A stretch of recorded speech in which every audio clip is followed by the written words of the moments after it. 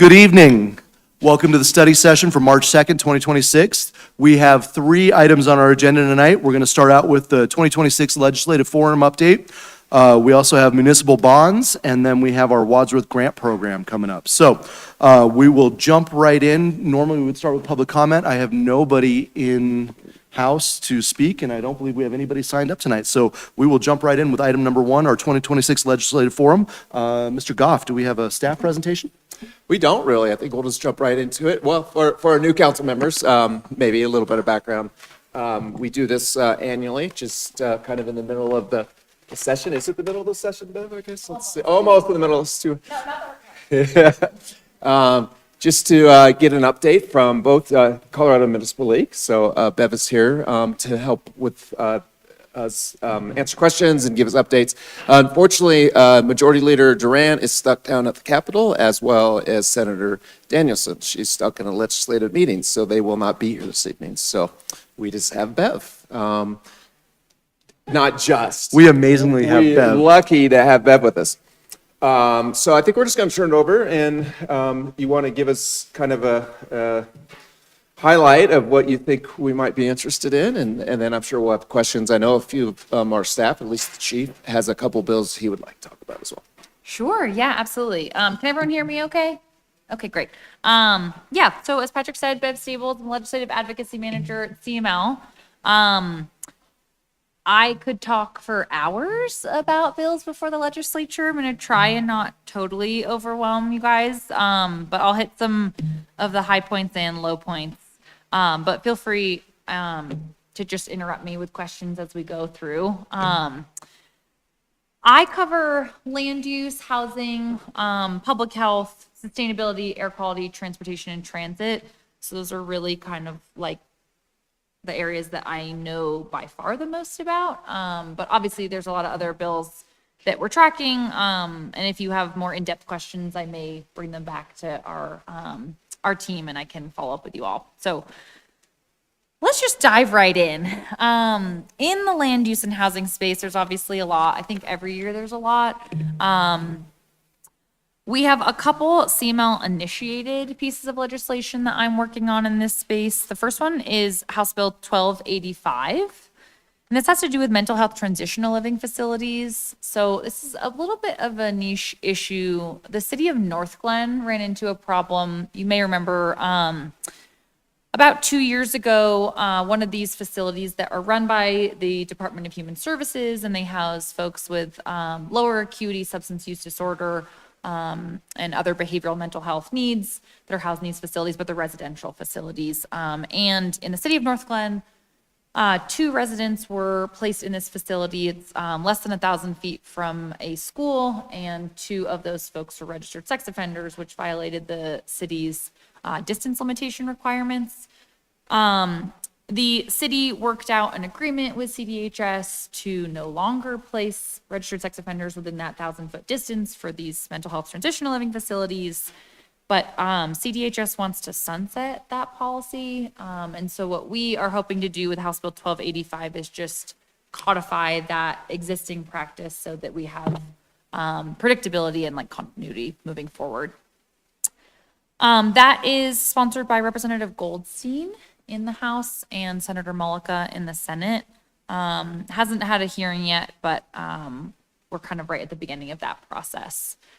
And I don't really know, and CDHS does not really seem to know whether there are actually other facilities that would be impacted by this or not. I know Wheat Ridge is not, but that's CML initiated. So just want to have it on your radar. And then another CML initiated bill that I'm working on is Senate Bill 98. This has to do with noise abatement. This is a bit of a wonky one, but you may remember last year there was a Supreme Court case, Hobbs v. City of Salida. And essentially what happened was the city, not just the city of Salida, but a lot of local governments over the last several decades have interpreted state statute to allow local governments to issue these permit exemptions to businesses to exceed the state's noise abatement limits. So think of like, you know, a brewery in town that allows local performers to come and do concerts, things like that. Even like fireworks, those kinds of things could be implicated. And what happened was a resident in Salida ended up suing over one of these permit exemptions.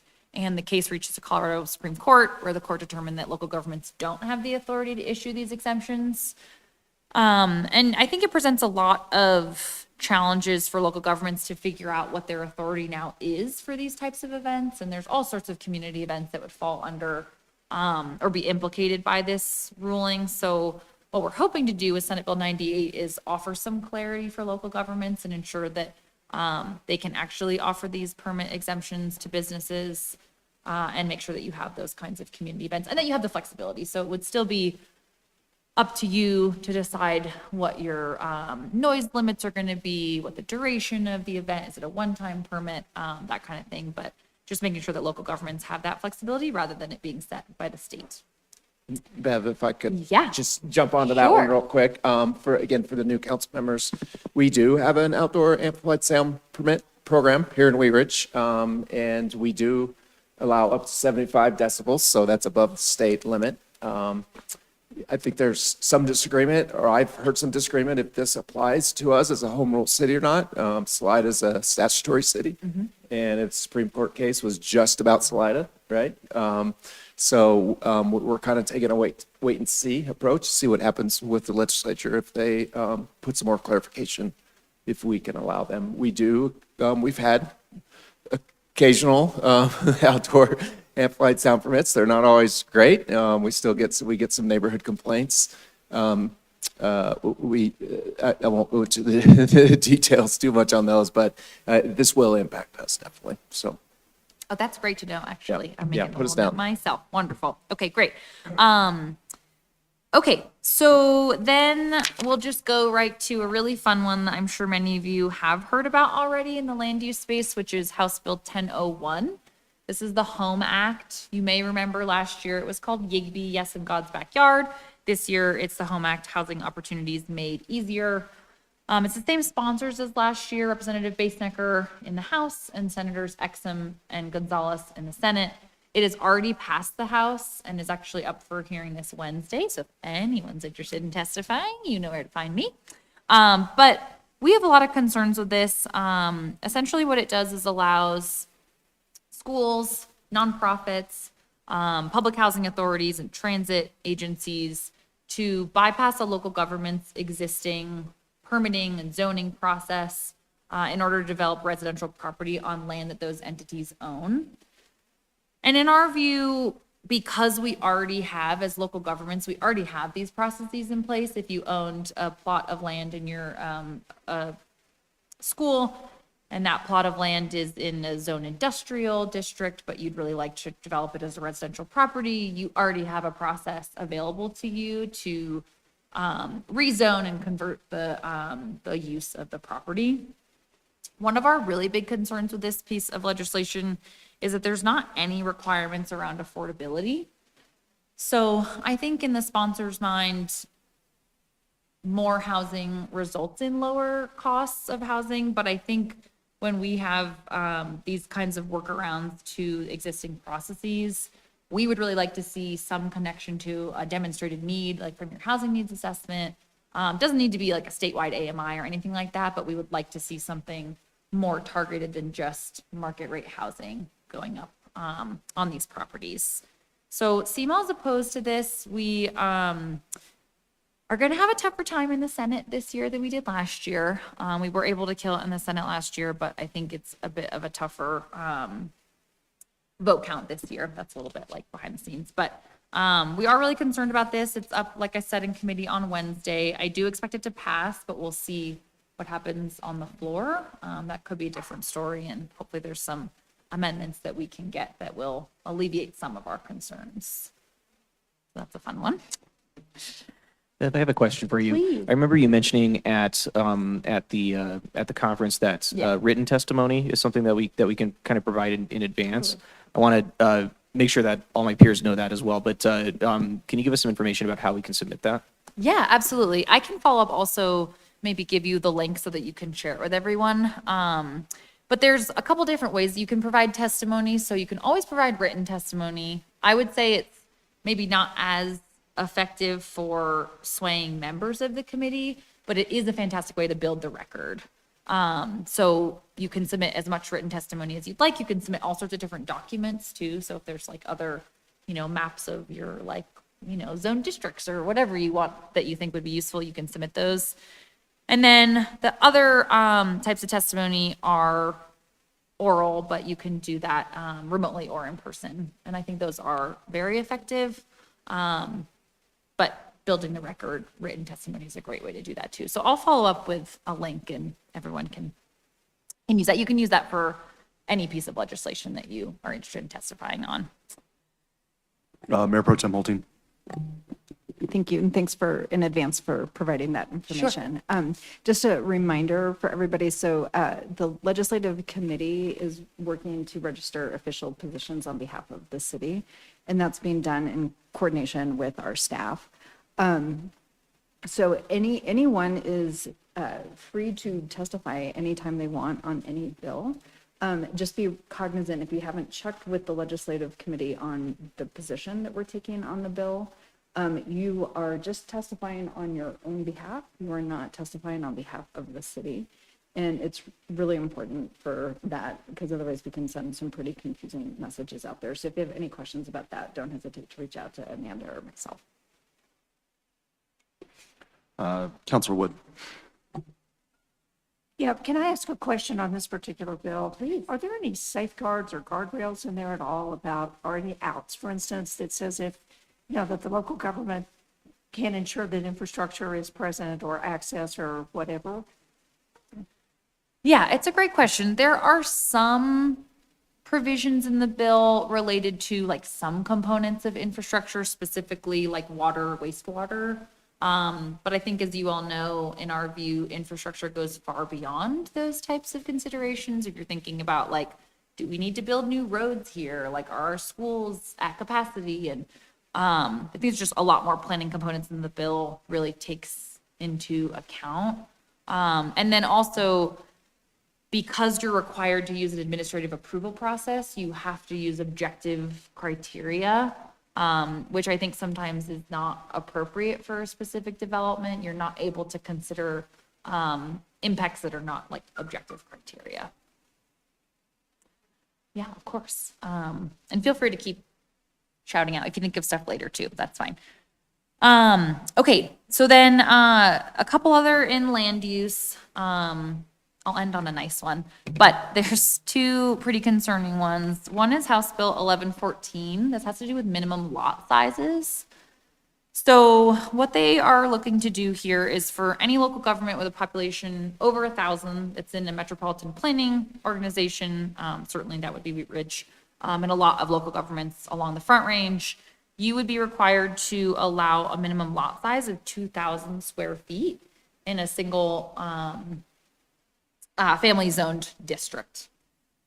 So if you wanted to, according to the sponsors, if you wanted to get out of this requirement, you could do away with your single family zoning altogether, which I get is an option, I guess, but that's kind of like the choice that you are presented with in this bill. It's either get rid of all of your single family zoning or allow these lot sizes of 2,000 square feet.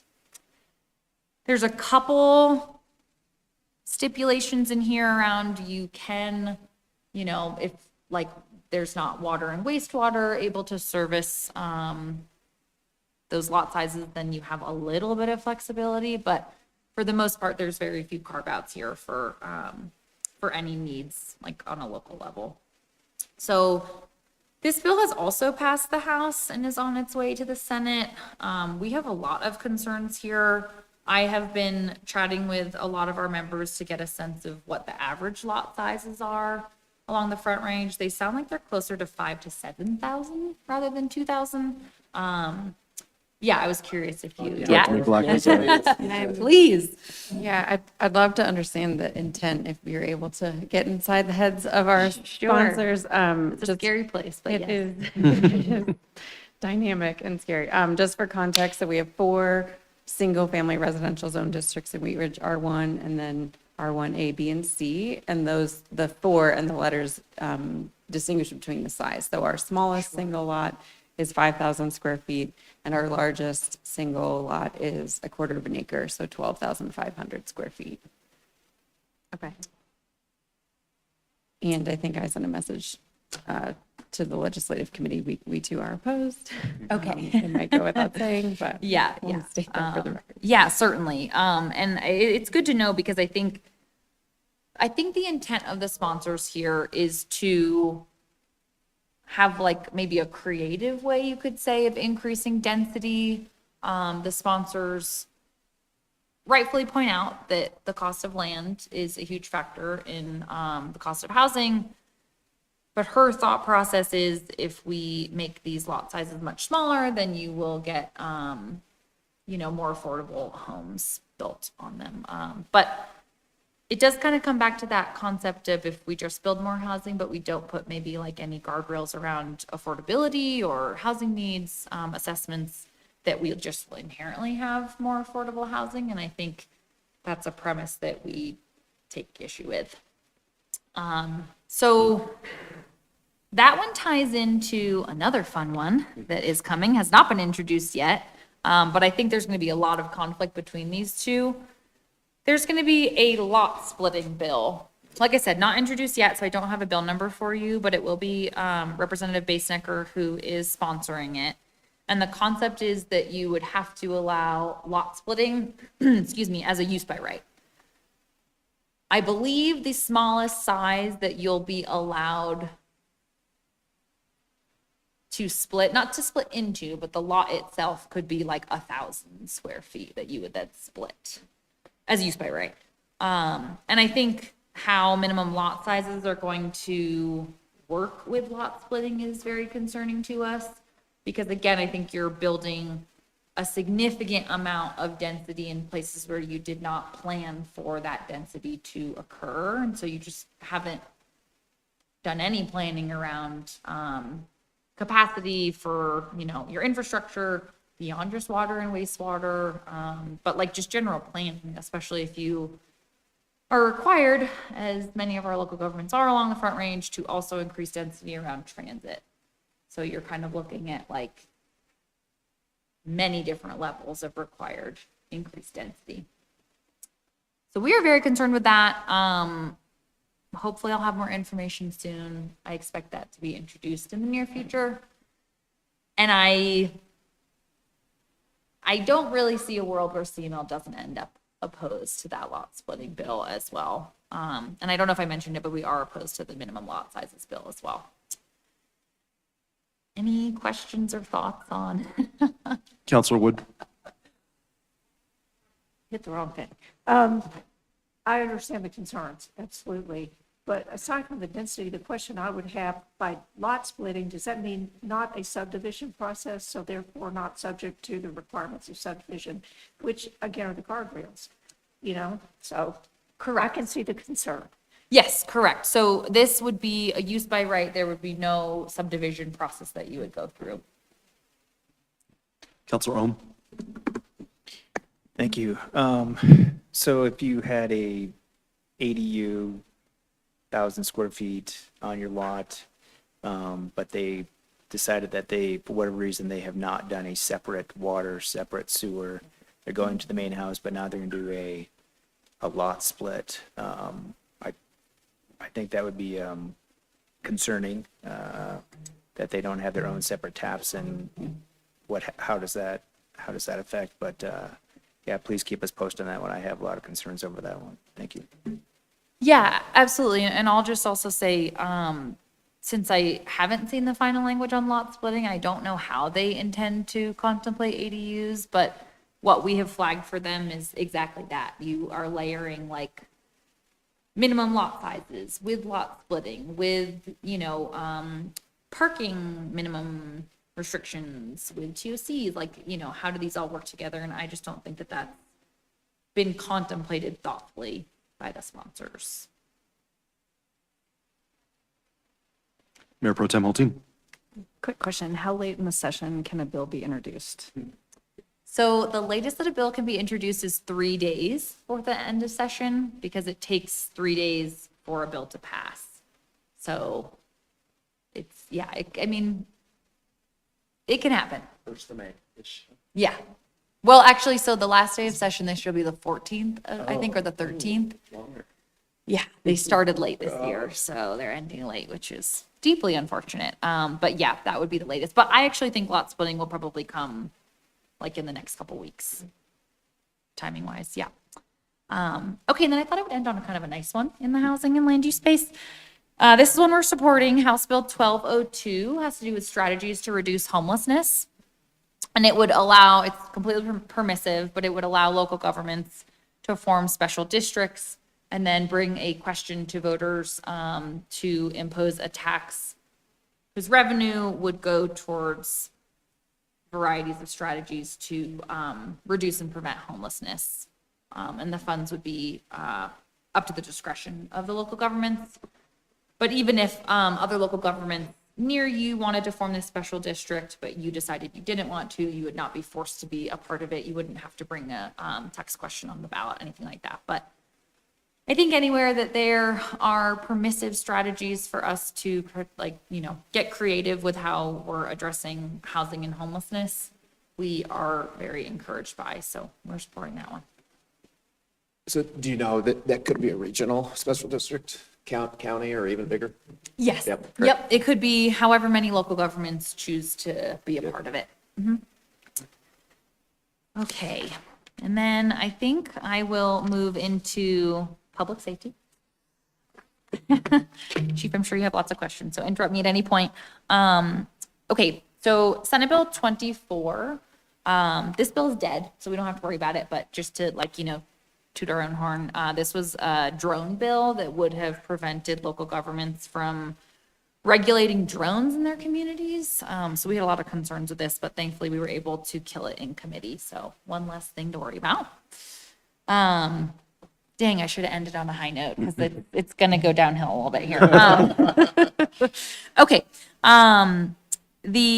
So Senate Bill 70 is the flock camera bill. You may have heard it referred to as that. It's also referred to as like the PEEPS Act, whatever. Anyway, lots of acronyms. But we have a lot of concerns with this bill. We started out in an amend. We were really trying to work with the sponsors to get this to a place that was acceptable to us. There's a whole bunch of different provisions in here. Basically, I think our overarching concern is that while we recognize the need for guardrails around this type of technology, we also know that it is a really effective tool for law enforcement for a variety of reasons and uses. So we would like to see it still be a usable tool.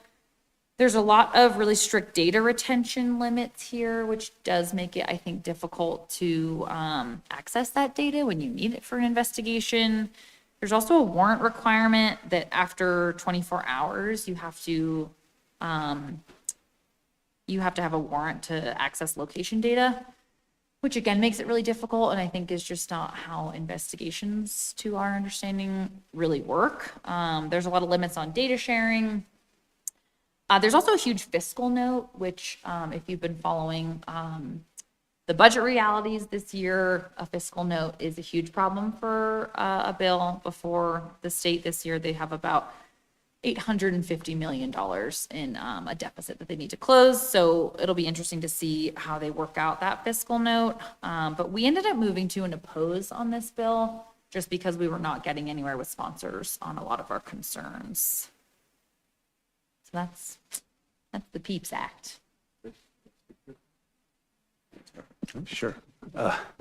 Thank you. And I'm not sure if you're intending to talk about 1037 as well. I do have that on here, So yeah. I'll kind of combine my comments for the two, because generally I think they really are sort of an outflow from a reaction to the flock cameras, a reaction to the use of shared data by some of our federal partners or federal friends out there.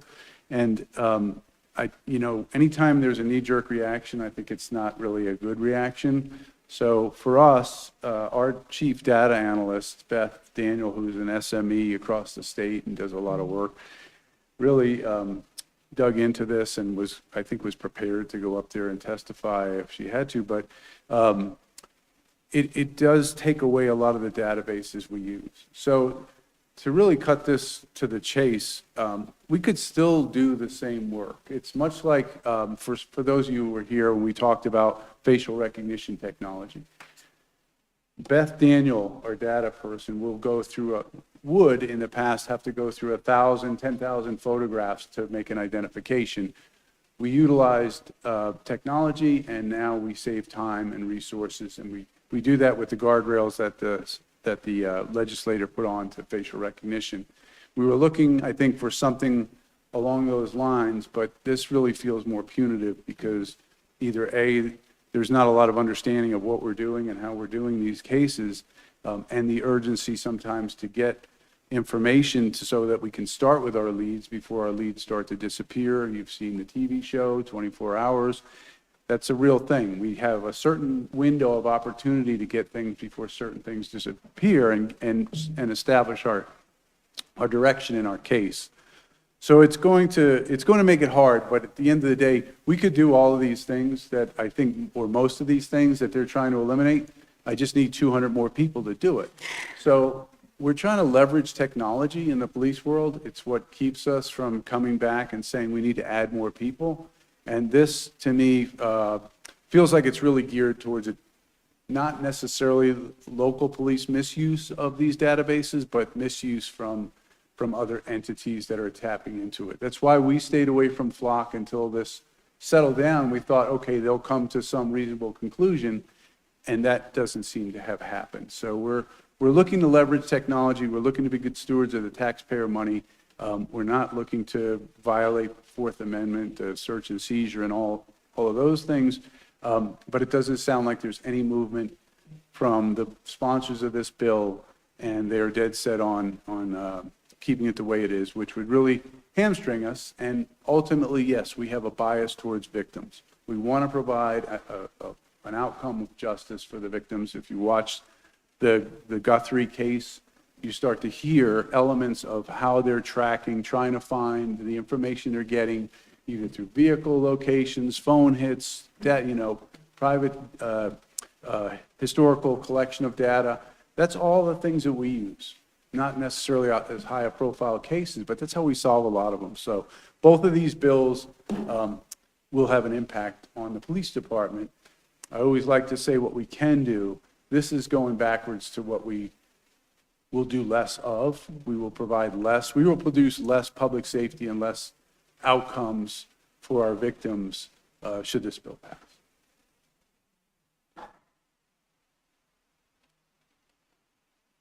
Thank you, Chief. No, I really appreciate that. So I'll just quickly talk about House Bill 1037. I think that you covered a good amount of it, but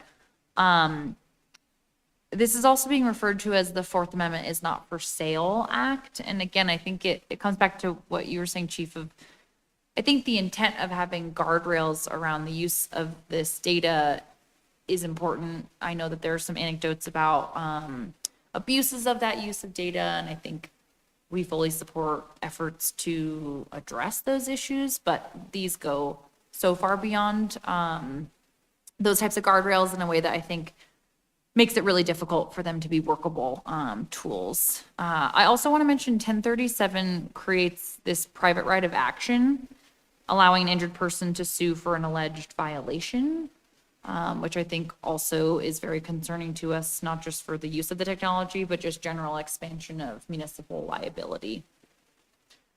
So we're opposed to that one as well. And I should have mentioned that Senate Bill 70 has passed out of Senate committee and is on the floor. We're hoping that we have more success with pushing back on some of these provisions on the floor on Senate Bill 70. And then the last one is a crazy one. Senate Bill 97, decriminalizing adult commercial sexual activity. I'm sure you saw about this in the news. We are opposed to this bill. It essentially legalizes prostitution in the state of Colorado. I think in particular, our efforts to address human trafficking, we just saw a bill last year that put some pretty significant requirements on like background checks for massage parlors so that local governments can crack down on human trafficking. But legalizing prostitution makes it a lot harder for us to do that work. That's a real red flag for a massage parlor if they are advertising prostitution. So if this is legalized, then that's not a way that we could actually, crack down on some of these illicit massage parlors. So I don't think that one is viable, to be honest with you. I do think that it is more of a statement and to, encourage conversation around this issue, but I really don't see this passing the legislature and being signed by the governor. So we're still going to work to make sure that that doesn't happen since we are opposed, but I don't think that this is a really serious legislative effort, candidly. It's kind of some of the bigger hits in public safety. I don't know if anyone has questions or if you'd like me to. Could you speak to the massage bill? Is that Yeah, still oh, absolutely. out Yes, there? yes. Thank you. Yeah. So, like I mentioned, last year there was a bill that was signed into law that put a variety of requirements onto local governments relative to the licensing and regulation of massage parlors in an effort to crack down on these illicit facilities that are engaging in human trafficking. So everyone in a facility has to be background checked, including like a receptionist, like every single employee has to be background checked. There's also requirements for licensure, like I mentioned, of these facilities. And then what we found was that for local governments that already had programs and ordinances regulating these facilities, the bill actually limited a lot of what those local governments could do. So for example, a facility, a massage parlor that's open 24 hours a day is probably a red flag for illicit activity happening there. But this law doesn't allow local governments to actually place those kinds of like limitations on a 24-hour facility. Also, the cost of regulating these facilities is not cheap for a local government, the ones that have them. And so what local governments were previously doing was charging fees in relation to the licensure so that they could cover their costs. And the bill, now law, put pretty low caps on what you could charge. So you end up not really being able to recoup the costs of that regulation of those facilities. So what we are trying to do is, and I'll get the bill number, actually didn't write it down, but I'll get it in 1 second. But we are working with Representative Ryan Gonzalez in the House and Manny Root now in the House as well, to try and roll back the restrictions for local governments. There's not a lot of political appetite to remove the background check requirements, which I know are very expensive. And we're still going to try if we can get that. But we do, at the very least, want to make sure that there's not this ceiling for local governments when they're trying to regulate these facilities. So I'll get that bill number. Yeah, I was just going to say, this is something we've been looking at. If this doesn't pass, we'll have to bring back our ordinance to make some changes to deal with the bill that passed last year. So we're, again, waiting on the session to see what happens. But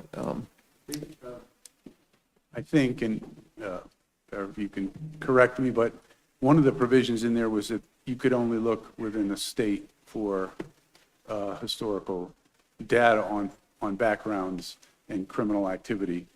And that's something that we've found when we were sort of, I don't want to say massaging the ordinance, I know that would, when we were trying to look at how we might update the ordinance, we've found people from other states that, have sort of hopped around, and they've been practicing illicit activities in other states, and so we flag them, and, that gets passed on for review. We just make a recommendation.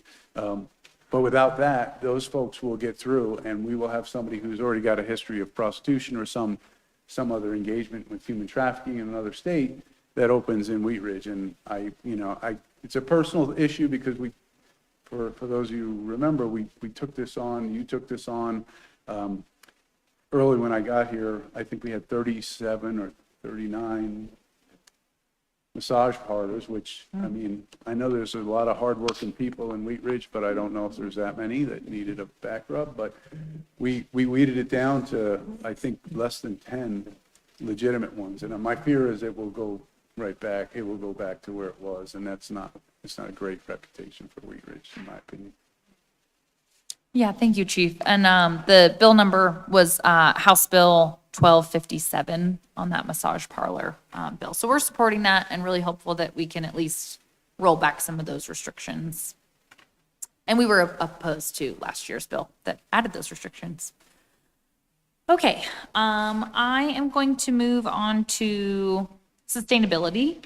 So what I really wanted to talk about, and I was hoping that Majority Leader Duran was going to be here to talk about her data center bill, because that's what I wanted to just flag for all of you, is there's two competing data center bills that the legislature is looking at. The first is House Bill 1030. That is the bill that Majority Leader Duran is running. And her bill is really an incentive-based model to try and attract this industry into Colorado. Conversely, there is Senate Bill 102. That is really intended to deter this industry from coming to Colorado. So you have the environmentalists supporting Senate Bill 102. There's a lot of restrictions on a data center that would come here under Senate Bill 102. And then House Bill 1030 is supported by industry and opposed by the environmental folks. So both sides are pretty dug in. We are closely monitoring both of these. I think candidly, our members are not all the way aligned on their thoughts and concerns on data centers. Generally speaking, we're concerned about our ability and capacity, like for all the other types of development that we're working on, specifically with housing. I'm sure you saw, like in Centennial, I think Excel told Centennial that it was going to be, like 4 more years until they were going to have grid capacity to support some of the housing developments that they wanted to see there. So adding these data centers, I think, would have huge implications there, and cross-jurisdictionally, of course, like, what you all choose to do with the data center is going to impact Centennial and vice versa.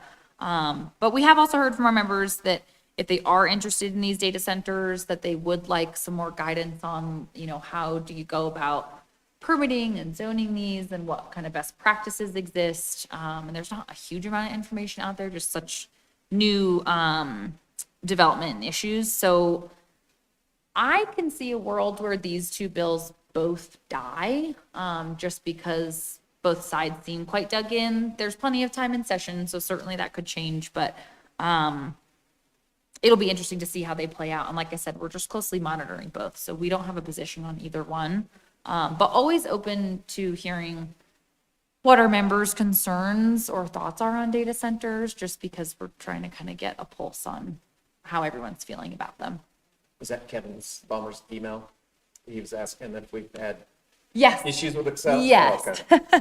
Well, and then there's Yeah, always other something with things. Excel. There's a couple other bills that actually address some different Yeah. issues with Excel too, but yes, yeah, I mean, Yeah. we're just trying to get a sense, I think, especially around that development component of figuring out how this is going to impact all of the other priorities that you guys are working on there. And it's definitely been an issue in Wheat Ridge. Lauren can speak to it as well. It's a struggle, some of you know. We've had developments that have been stalled, delayed for quite some time because of Excel capacity issues. So it is somewhat of a concern. And I think, was it Denver, Aurora put a moratorium on it recently? Denver did. Denver, so. So I think it's something we would be concerned about if it's going to pull capacity from other deeds. Yeah, I think just to give you an example, so we had an issued building permit for a hotel that was constructed on a generator because Excel could not give them the power they promised for over 365 days. God, So okay. it didn't open on time, couldn't install elevators, just got to an extreme hundreds of thousands of dollar check had to be cut. Okay. You know, and- Neighbors have generators. Right. Yep. What I've been told by Excel is that until recently, maybe a state law a year or two ago, they were not capable of forward planning.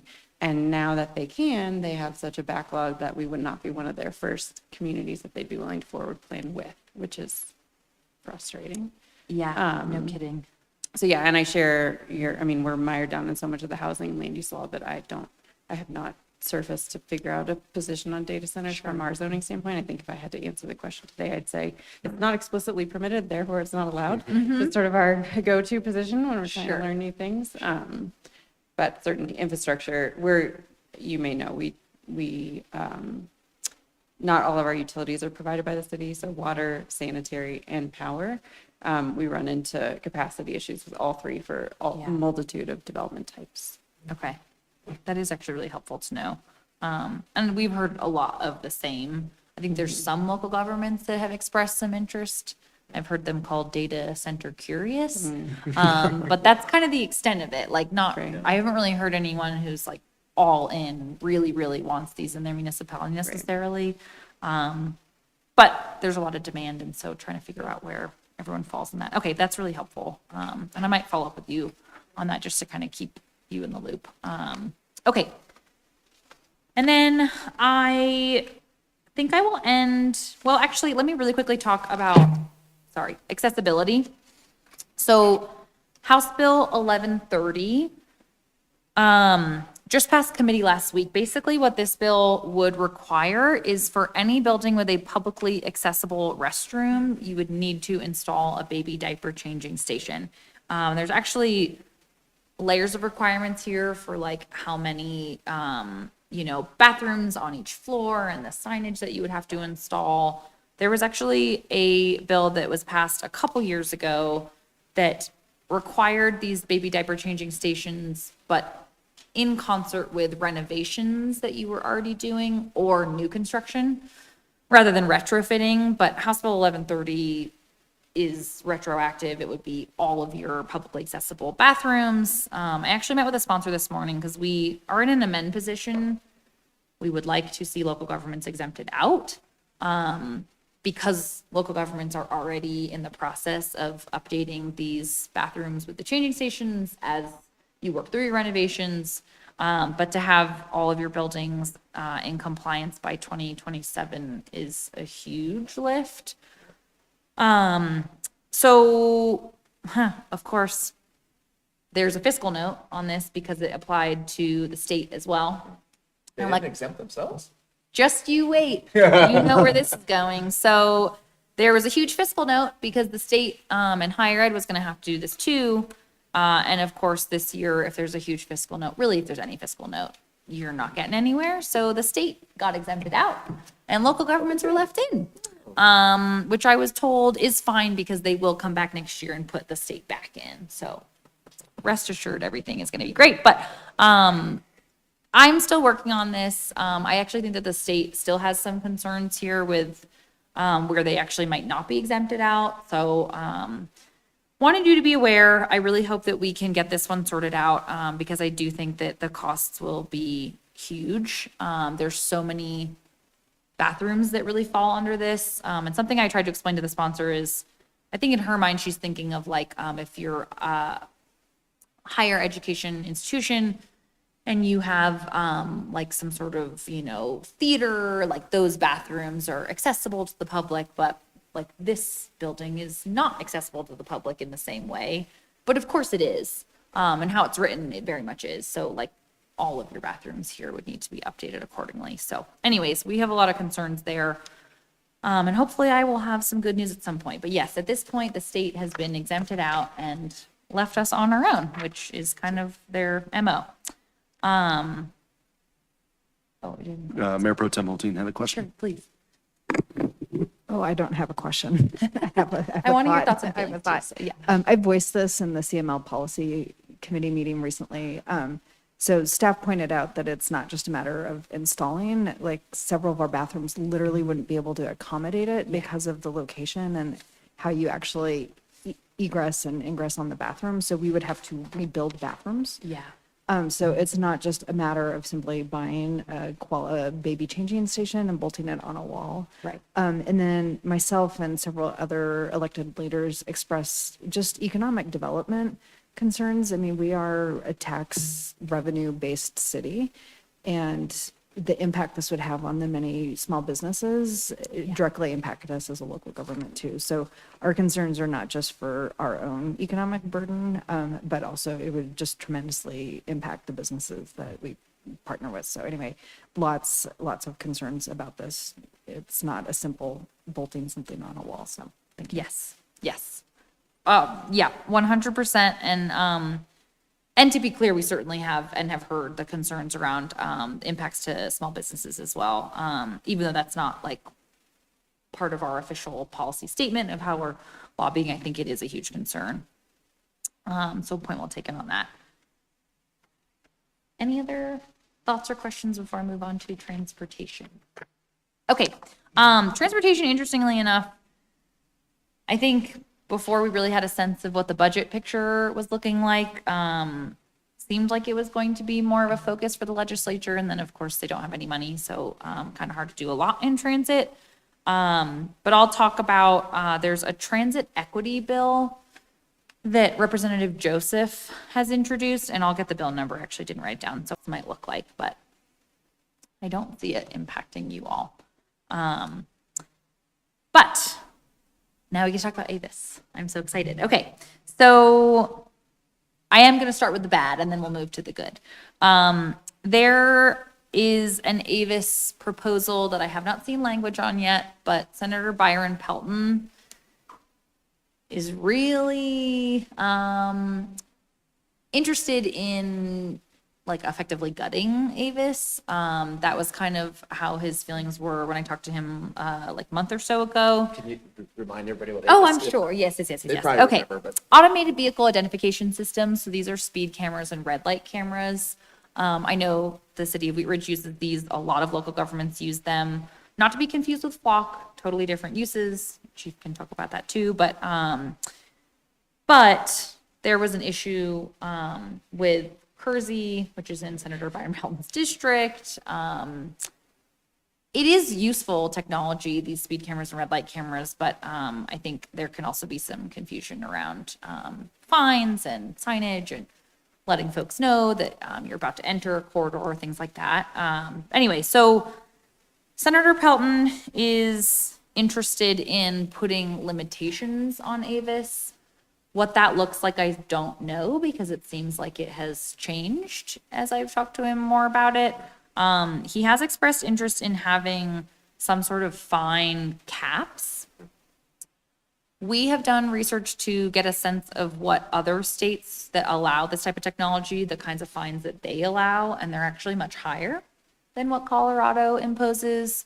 So we're hoping if there is a cap that we could make it what other states do and have some parity there, and you would have hopefully the same flexibility that you have now in terms of those fines.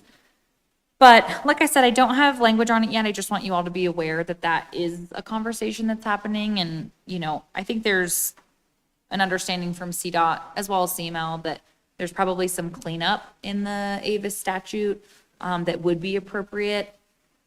But we obviously want to ensure that it's not a gutting of this program and statute. So I'll have more on that, hopefully. But then I'll end on House Bill 1071, which is CML-initiated legislation that the city of Wheat Ridge brought to us and our policy committee and board passed.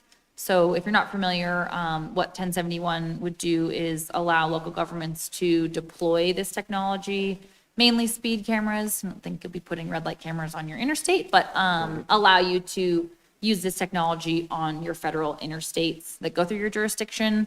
CDOT can already put these cameras on the federal interstate. They've been very slow to roll this out and deploy it. I think a big part of it is just expense, but they're also a little hesitant to really dive into Avis for reasons that are not totally clear to me. But Be funded in part through a federal grants to the state, which is dispersed to Colorado State Patrol, and they get money for it. We don't. At some point when the interstate system was created, there was a handshake deal, even though we're required to have more of an actual contract with CDOT. So we go up there and we spend an inordinate, the more I look at it, the more hours I find that we spend. We spend more than the hours, the human resource hours of 2 of our officers a year up there just on accidents. That doesn't include the criminal activities up there, the road rage, the hazmat spills, the hours and hours we spend up there, and the soft costs associated with the PIO, with our legal team, with Mr. Dahl, having to deal with stuff on the interstate. And the big part is, we have really no way, no viable means, because you all know how I-70 runs through Wheat Ridge. It is a curvy road and it is a dangerous road. We have no way to really change the outcome. So we just take it. You know, whatever it comes, we take it. That triple fatal we had, August of '24. That triple fatal is over 900 hours in one accident to reconstruct it, to do all the work that's involved. That doesn't include any of the soft costs, the legal costs, the potential of being sued, and all those things that go with it. So what we said was, if you want to have a build where CDOT collects the money, then maybe you just give the money to the state patrol and we can go back to patrolling Wheat Ridge. They didn't like that, and we said, well, what is the dynamic that will change on the highway? You haven't suggested you're doing anything up there, and we need a change. So to me, it's very personal. We're spending a lot of taxpayer money. I'm sort of given that mantra of making sure we do that well. But we don't have a way of changing the accidents and the behavior of our drivers on there. And we've done Kersey is an exception. I don't know where they came off with their whole plan, but like in everything else in police work, one bad apple will ruin it for the rest of us. However, this is a good program. We've run it very well in Wheat Ridge. And, you know, we continue to hear from our neighbors. Most of them enjoy the fact that we're doing something about the traffic that they complained about for years. So I'd like to see this get through, but a lot of folks will tell you that, you know, it's just not going to, somewhere along the line, somebody's going to complain and upset the apple cart. But my hope is that we can do better on the highway with the accidents we have up there and the beer trucks that spill over and all the other things. We do have an ability to work on the state roads because that was, you know, not part of the provision. It's just the interstate system. So, and our friends from the state patrol are very much in favor of us getting this opportunity because they don't have the power to deal with the metropolitan area highways that go through. So it's near and dear to me. Thank you. Thank you. Do we have any questions or comments before we? Councilor Okada. Thank you, Bev. I just want to make sure I'm understanding a piece of this correctly. Senator Pelton is opposed to certain aspects of Avis in general, it sounds like, and he is specifically proposing new language for 1071. Okay, got it. That's where I'm missing the piece. Okay. Yeah. Yeah, totally. And understand the confusion. So separate pieces of legislation, 1071, ours is already obviously introduced. It's through the House. It's in the Senate. Byron Pelton's proposal has not been introduced yet. I've seen no language. I just have heard him talking about it. So what we are hoping to see is cleanup language there. But we are, I think, being very careful to not allow this type of cleanup language, to go into 1071 because it's just not the appropriate place for it to be. So separate legislative efforts. Got it. So that also likely means that 1071 is looking pretty good. I mean, no one can predict the Everybody future. knock on wood. Yeah, exactly. No one can predict the future, but okay, cool. Thank you. Yeah, absolutely. And I mean, I could go on and on and on. There's so many more bills that we're tracking and know about, but I didn't want to like completely overwhelm you. So if you have questions of anything that I missed now, or I can hand out my card too for folks that have follow-up. Happy to do that too. Mayor Pro Tem? Did you have a bill number for Rep. Joseph's transit Oh, equity yeah, bill? the transit equity. Yep, I've got it right here, sorry.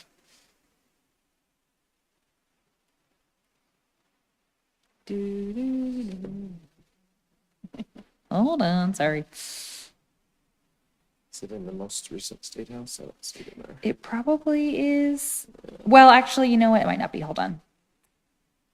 I can chase it down. Here we go. I got it. Sorry. House Bill 1269, transit access. 1269. Thank you.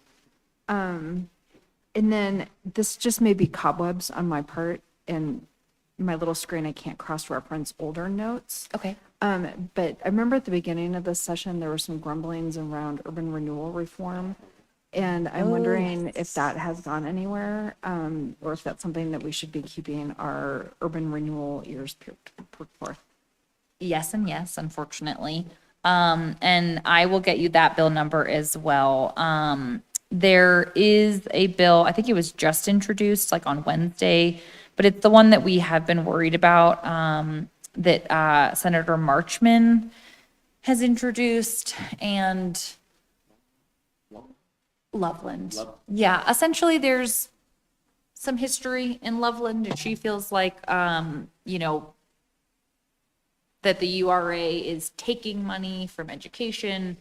But obviously, our view is that there would not be that money for education but for the URA, which is actually part of a Supreme Court decision on it as well, that kind of but for concept. So we are planning to oppose that bill, and I'll get you that number as well. But we are planning to oppose that, and I think have a lot of serious concerns. It's Senate Bill 129. Mitigating impacts of tax increment financing. Great. And you could say the impacts are positive, but that's not Or how she having feels about it. taxes that we can use to finance things. Okay, yeah, thank you. That would definitely be of high interest to the city. And so that had been in my little tickler to do that. So thanks for letting me know. That's been a bird out in the world, and we hope it doesn't get far. Yeah, I hope so too. I'm going to make a note for Elizabeth Haskell in our office to follow up, because she is working on the coalition of organizations that have concerns and are opposed. Our understanding is that the county organization, CCI, is not in support of this. I think it's a very specific local issue that she is using statewide legislation to attempt to address, which they never do. 129. Yep. Any other questions or concerns, comments? Lots of concerns from this list. I know, it was a little bit of a downer, but. So I know there's several cities that are already suing the state based on previous legislation. I'm specifically looking at the Home Act and things like that. If that passes and the governor signs it, that's kind of our only recourse, right, is to file a lawsuit. So certainly not giving legal advice. Sure. Just put that right out there. First of all, I will say I am very hopeful that whoever our next governor is has a less combative relationship with local governments than our current governor does. So I sincerely hope that our next governor rescinds those executive orders threatening local governments with loss of funding for noncompliance. But, you know, yeah, what's already been enacted, I don't see becoming unenacted. But I also think you have the path of pursuing litigation now, and especially if you've lost funding, then there's some standing there. But also, I think there's an avenue of the opposite where you wait to see if litigation reaches you. Can I ask a quick Yep, question? Director The Duquesne. sort of package of land use and housing bills have very much been subject to the executive orders, and we have played the game so far and have reaped some of the benefits with recent grant awards. Is it your sense that the bills in this session related to housing and land use would sort of get lumped into that, essentially raising the bar to stay in compliance, to maintain competitive for funding? If I had to guess, I would say Okay. definitely. Yes, all right, thank you. Yes. Something to look forward to. Anybody else? Well, Bev, thank you for being here today Yeah, and thank you for scaring having me. everybody. I know, I'm and- sorry, I'm sorry. It's, yeah, there are good things. It's just, you probably need to know about the bad things more. Well, thank you very much. We yeah, appreciate it. And thank thank you. you for CML for everything that you guys do. You guys do a great job. Thank you so much. We will move on to agenda item number 2, which is our municipal bonds discussion. I know we have some guests here for that as well. We do. Thank you, Mayor. Let us just get set up here real quick. Do you want to pass these out, or get you to practice for everybody? I'll take ones here, though. Hi, how are you? Good. Welcome. Welcome.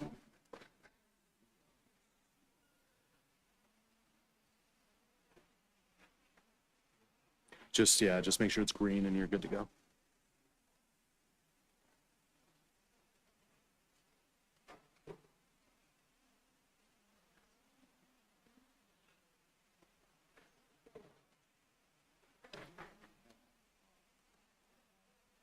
Yeah, pretty close, yeah. Yeah, thanks, Lauren. Yeah. Unless you want to, you have questions about bonds? Yeah? More than welcome to stay, but you're dismissed, Chief. Go up on the interstate and write some tickets.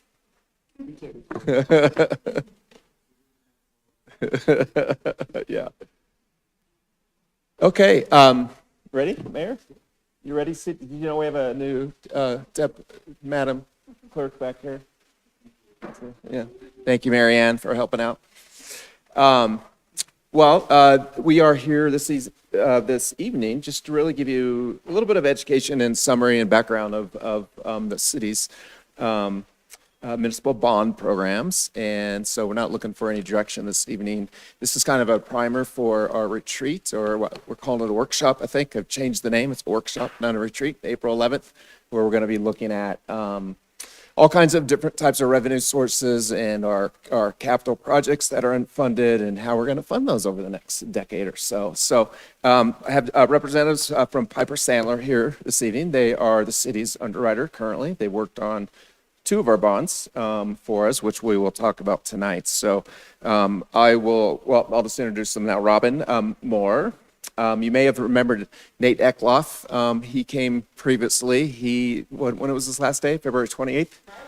Friday. So Nate is gone and retired. So he was going to come tonight, but he probably would have. He loves us. So, and then Andrew Ma, who you've seen before, he's been working with us on our bonds. But they have a presentation. I have one first to start. We try not to duplicate each other too much, but we just want to go through this real quick here. So,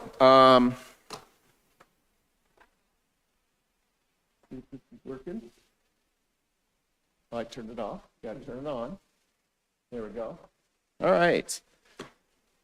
So, I think most of you are familiar with bonds and what they are, right? It's really, as the title says here, a strategic stewardship of public infrastructure. It allows us as a city to finance major capital projects or community investments that exceed our annual operating budget. Wheat Ridge used to be a pay-as-you-go city for many, many years, but you fall behind on a lot of projects if you do that. Some key advantages for Wheat Ridge of using bonds: it spreads out the cost of those projects over a generation, basically. So it's not the people living in Wheat Ridge today that are paying for large capital projects. It's spread out over many years. It helps us, again, address critical aging infrastructure needs and spread that money out, spread that cost out over many years, so it's not impacting the annual budget. You can really be strategic and when you issue the bonds and hopefully get a very favorable interest rate, and I think we've been fairly lucky. I think Andrew and Robin can speak to that when they do their presentation. And bonds do support economic growth in your community. We provide the public infrastructure that's required for economic growth, and we have examples of that as well. So we delivered on our 2016 voter mandate. Voters approved a ballot question. We called it the Investing for the Future bond. that was authorized by voters in 2016 via a temporary half-cent sales and use tax. That's on top of the city's current 3% sales tax, which is undesignated. It's used for the general fund. The half cent has to be used for these projects and to pay these bonds. Those bonds were issued in May of 2017, just over 30 million. And those were paid off with an advanced refund. There's so many terminology, you guys can get into it later, but there's different terminology for that, but we basically paid off those 2E bonds in 2024 when we issued the 2J bonds. But you can see up on the screen here, there was 4 major projects for that bond. The modernization of Anderson Park, the Wadsworth project, some infrastructure out at the Clear Creek Crossing development, and then some infrastructure up at the G-Line station.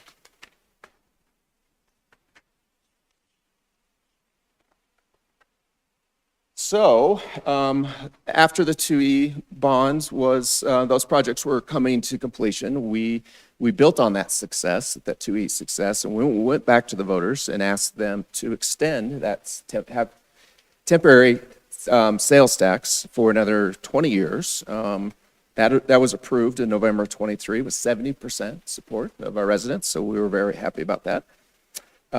We did issue the bonds for that bond issuance in October of 2024. We did wait a bit, almost 10 months, I guess, to make sure that we had, again, a favorable interest rate. And the interest rate on our current 2J bonds is 5%. And as you all know, we talked about this a little bit at the last council meeting with sidewalk gaps. This bond is used for focused areas, several focus areas, mainly multimodal transportation, including sidewalk and sidewalk gaps, critical corridor upgrades such as 38th Avenue, sidewalk expansions where there is no sidewalks, and then also some emergency stormwater repairs.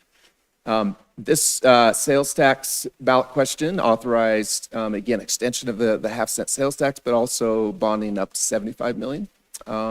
And we've done one tranche so far in 2024 of just, again, 34.8 million. So we have about 40 million left of capacity, which we are looking probably to issue sometime next year. And we're working with Andrew and his team on the timing of that.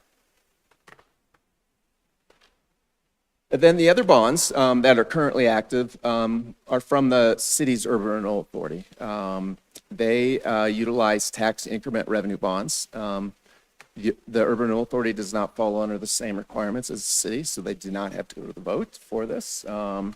And they just issued these bonds on their own. And these are associated with one of the urban renewal areas in the city, what we call the I-70 Kipling corridor. So it's basically almost the whole Kipling corridor that kind of jets out a little bit. It does include the Gold's Market, goes up to I-70, and then wraps around to the Clear Creek Crossing development and the Applewood Shopping Center and everything north of the Gold Line. So that's the I-70 Kipling urban renewal area. So these bonds are being paid back by property tax increment that is being generated in that urban renewal area from new development. So they issued in 2021 $42 million in bonds at a 4% interest rate. And you can see up here on the slide, these are some of the projects that it's funding. The Gold's Marketplace provided some public infrastructure funding there to make that development happen. The Uyghurs Recreation Center had a lot of upgrades, the roof, the parking lot, a lot of other long-term maintenance issues. Clear Creek Crossing developments received some of this funding. The American Motel site is receiving almost $9 million of this funding to help with the demolition of the old American Motel and some of the public infrastructure that is required there. 32nd Avenue bike lanes, and then all the Youngfield corridor infrastructure improvements that are happening right now. If you've been out there, we're trying to beautify that area on the Youngfield corridor between the off-ramp, Youngfield off-ramp all the way up to 40th Avenue. So there's quite a few other small things that this bond is also taking care of, but if you have questions, we can talk about that a little bit more.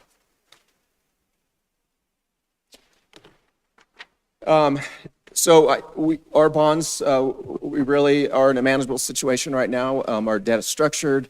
The URA bonds that I mentioned that were issued in 2021, their final maturity is in 2040. The total remaining outstanding balance with interest is just over 55 million. The final maturity, as I mentioned, is 2040. The City Series 2024 bonds, or the 2J bonds, again, those outstanding principal and interest is just over 47 million, and the final maturity on those are 2043. I think Andrew is going to go over this slide. I stole the slide from his presentation, but I'll go over it quickly and he can speak to it. The reason we've been getting decent interest rates is because of our rating.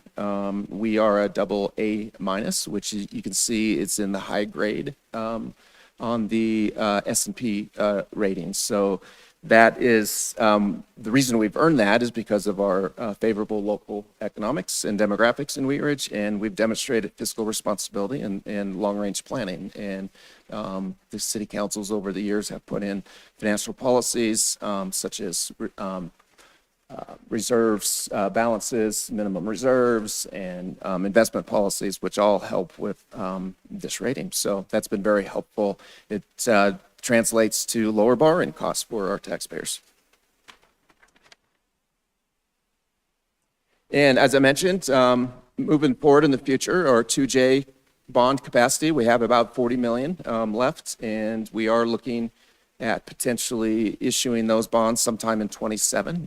We're working very closely with Piper Sandler on that, and we'll be back to council in the future to talk about that in more detail. This may be a little bit hard to see, but there's obviously legal limitations and some frameworks that we have in place that dictate how our bonds are issued, and they must align with these different criteria. First, we want to make sure that our revenue sources are stable, sales and property tax, taxpayer impact. The bonds, as I mentioned, most of them have to go to the voters. So we have to determine if it's the right time to take another tax increase to the voters or a bond issuance or bond authority. And then also just strategic alignment. Are the bonds aligning with what are our long-term operational impacts and what's in our capital improvement program? Our city charter does limit our total bonding capacity to 3% of the actual valuation of taxable property in Wheat Ridge, and that equals about 282 million for Wheat Ridge right now. So we're well under that. We're at 75 million. The URA bonds do not go towards that max, so we're well below our total bonding capacity. And last slide before I turn it over to Andrew. So we promised, we delivered with our 2E bonds, successfully revitalized the park and corridors and economic centers. Our debt currently with both our 2J and URA bonds are structured and fully planned out through our long-term financial picture. And our AA- credit rating is really favoring our interest rates, which is helpful. So as I mentioned, we will come back to you, and when we need to issue the remaining capacity of our 2J bonds, we'll work with Piper Sandler in the meantime, and hopefully, as you all know, interest rates are decreasing, but you guys can speak to that and what that looks like maybe, and we'll go from there. So, Andrew, you ready? I'll turn it over to you. Yeah, that sounds good. Thank you.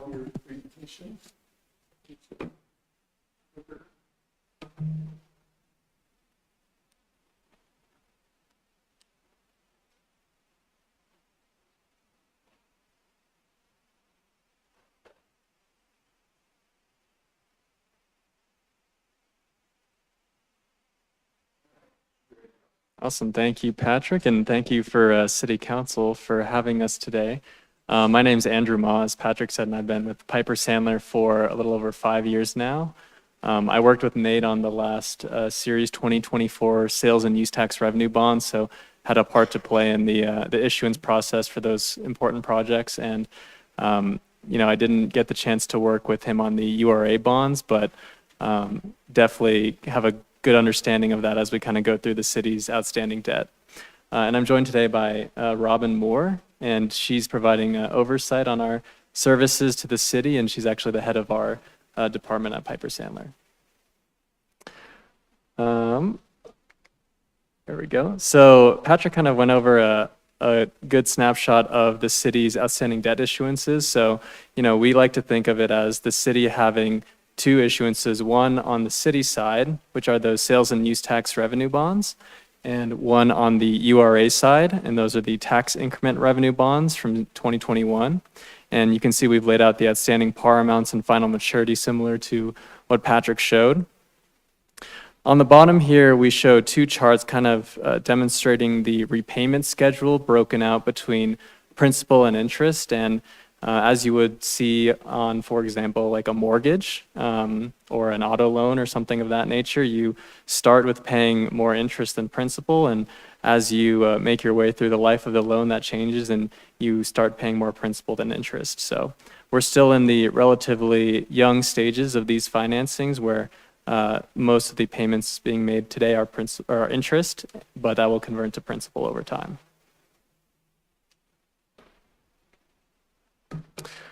So one of the reasons that Patrick brought us here today is to talk a little bit about the financing options available to the city.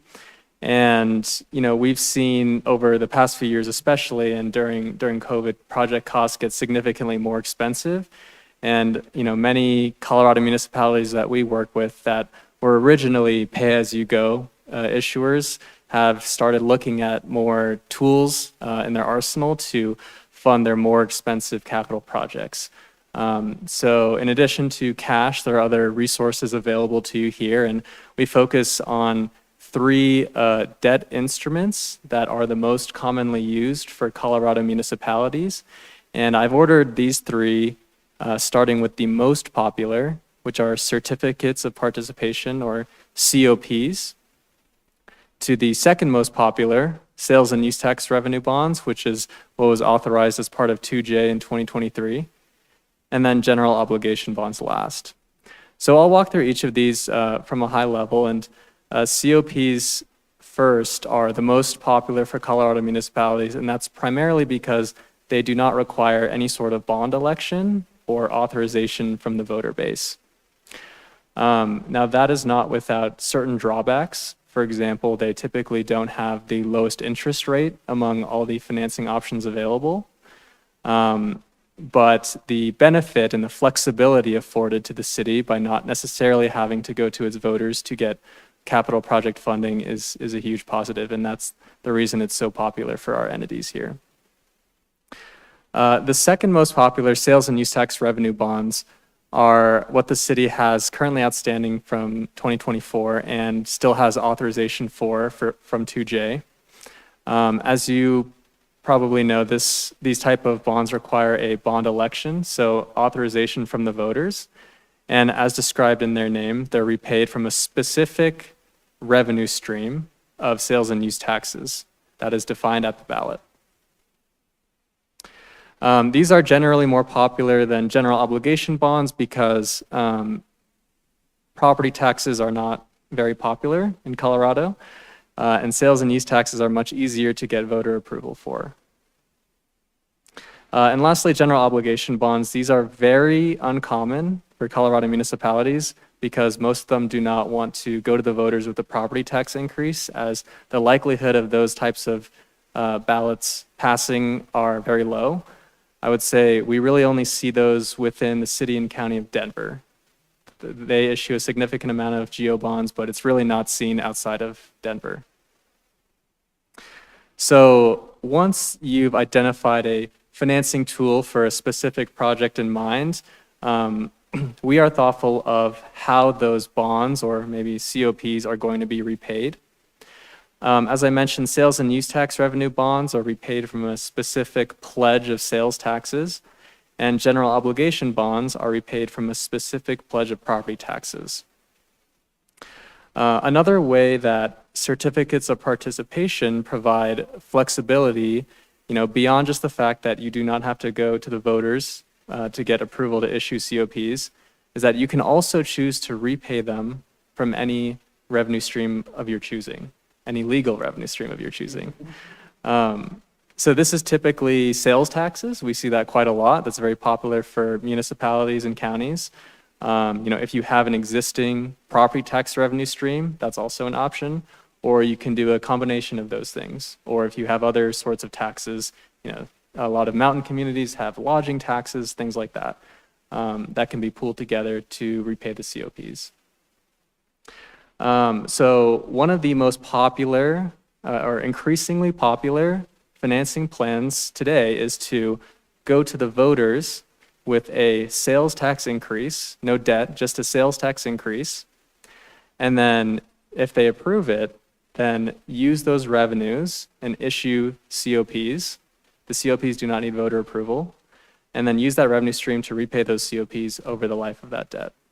And we have a couple examples on the next slide. But before I get there, any questions?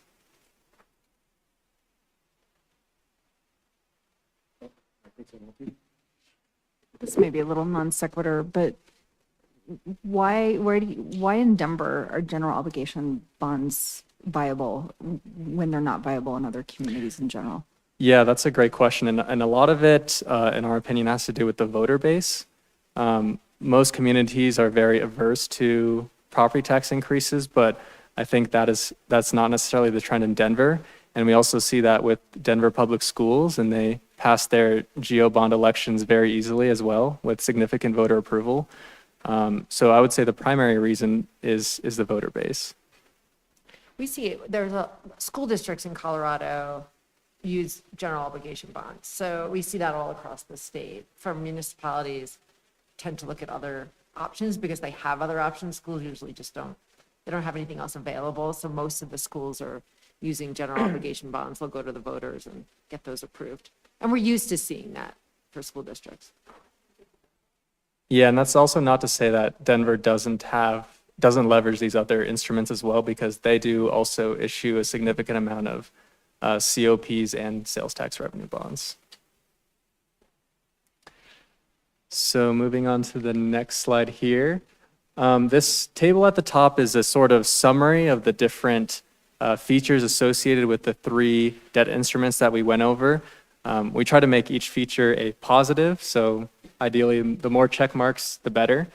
Notably, COPs do not require a bond election, as we discussed. They're payable from any legally available revenues, as we discussed.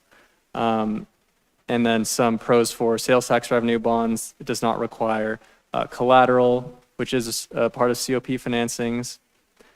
And then for general obligation bonds, they also do not require collateral. And they typically carry the lowest borrowing cost of these types of instruments.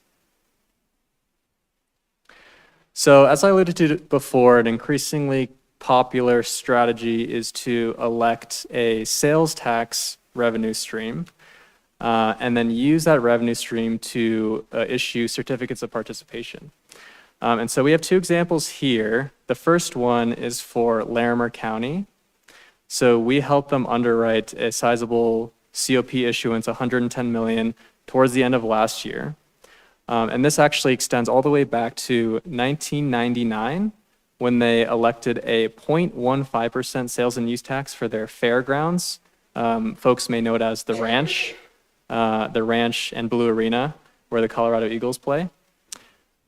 So that tax was begun in 1999, and it was extended in 2017. And that tax will sunset in 2039. So what we helped the county look at was issuing COPs and using that specific revenue stream to repay the debt. And in doing so, we structure and size the debt in accordance with the revenue stream. So the COPs will mature, or their term will end in 2039, which lines up with the commencement of that sales tax, unless the county chooses to extend it further. Another example we have here is for the city of Fort Morgan, so a Colorado municipality specifically. We helped them pass a 1.25% sales and use tax last year, and that's to fund the construction and operation of a new indoor aquatic facility. They have an existing facility, but it's very old, and it would cost far more in maintenance every year at this point than to simply reconstruct or construct a new facility. So using this revenue stream, we are helping them or planning to issue about $32 million of COPs to fund the new indoor aquatic facility. The term of these COPs is 30 years long. And what's written into the ballot question is that the sales and use tax that was elected will step down to a lesser rate once those COPs mature. So this is a strategy to make the tax itself more electable to the voters. So you're already benefiting once because you don't need to put any sort of debt on the ballot. And they're using more strategies for the sales tax question, specifically saying that the rate will reduce to a lower rate after 30 years once the COPs are paid off. And that also helps make the tax more electable. And we saw very strong support from the community for this sales tax. Any questions on these examples or any comparison between the debt instruments? Just for clarity, you said COPs do not necessarily need to go to the vote of the people, but if they are backed by a sales and use tax, does that component need to go onto the ballot? So the sales tax does need to go on the ballot if it's a new sales tax that you're electing. Okay. Yeah. Thank you So for clarifying. the difference in structure is when you have a general obligation bond or a sales tax bond, you're promising investors that you're going to repay that debt every single year for 20 years or 30 years. So that's a multi-fiscal year obligation as Tabor defines it, and that requires the vote.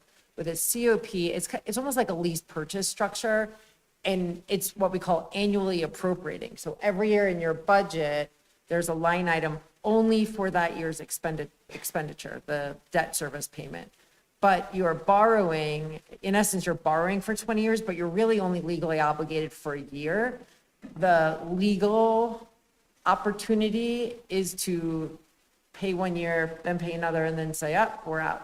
No one does that. You will not do that. But that's the legal structure that gets you the annual appropriation aspect, which under Tabor then lets you issue or borrow money essentially long-term without going to the voter. So that's sort of the legal nuance. The other difference, as Andrew said, is with a bond, you just borrow money and you repay it. Because there's this annual appropriation, you are also telling investors, okay, we're going to borrow this, we're going to only guarantee 1 year. So if we don't pay, you get an asset back. You get City Hall or you get a police station. So you have to actually pledge collateral in addition to your revenue pledge that Andrew had been talking about. Yeah, and the COP payments to investors are almost like rent. You know, you're entering into a lease agreement with, call it your landlord or the investor, and if you don't pay, then they have access to your collateral or property. And really what makes the COP not required to be authorized by the voters is the fact that it's annually appropriating, so it's not considered a multiple fiscal year obligation under Tabor. And you're not pledging to repay it with a specific revenue stream.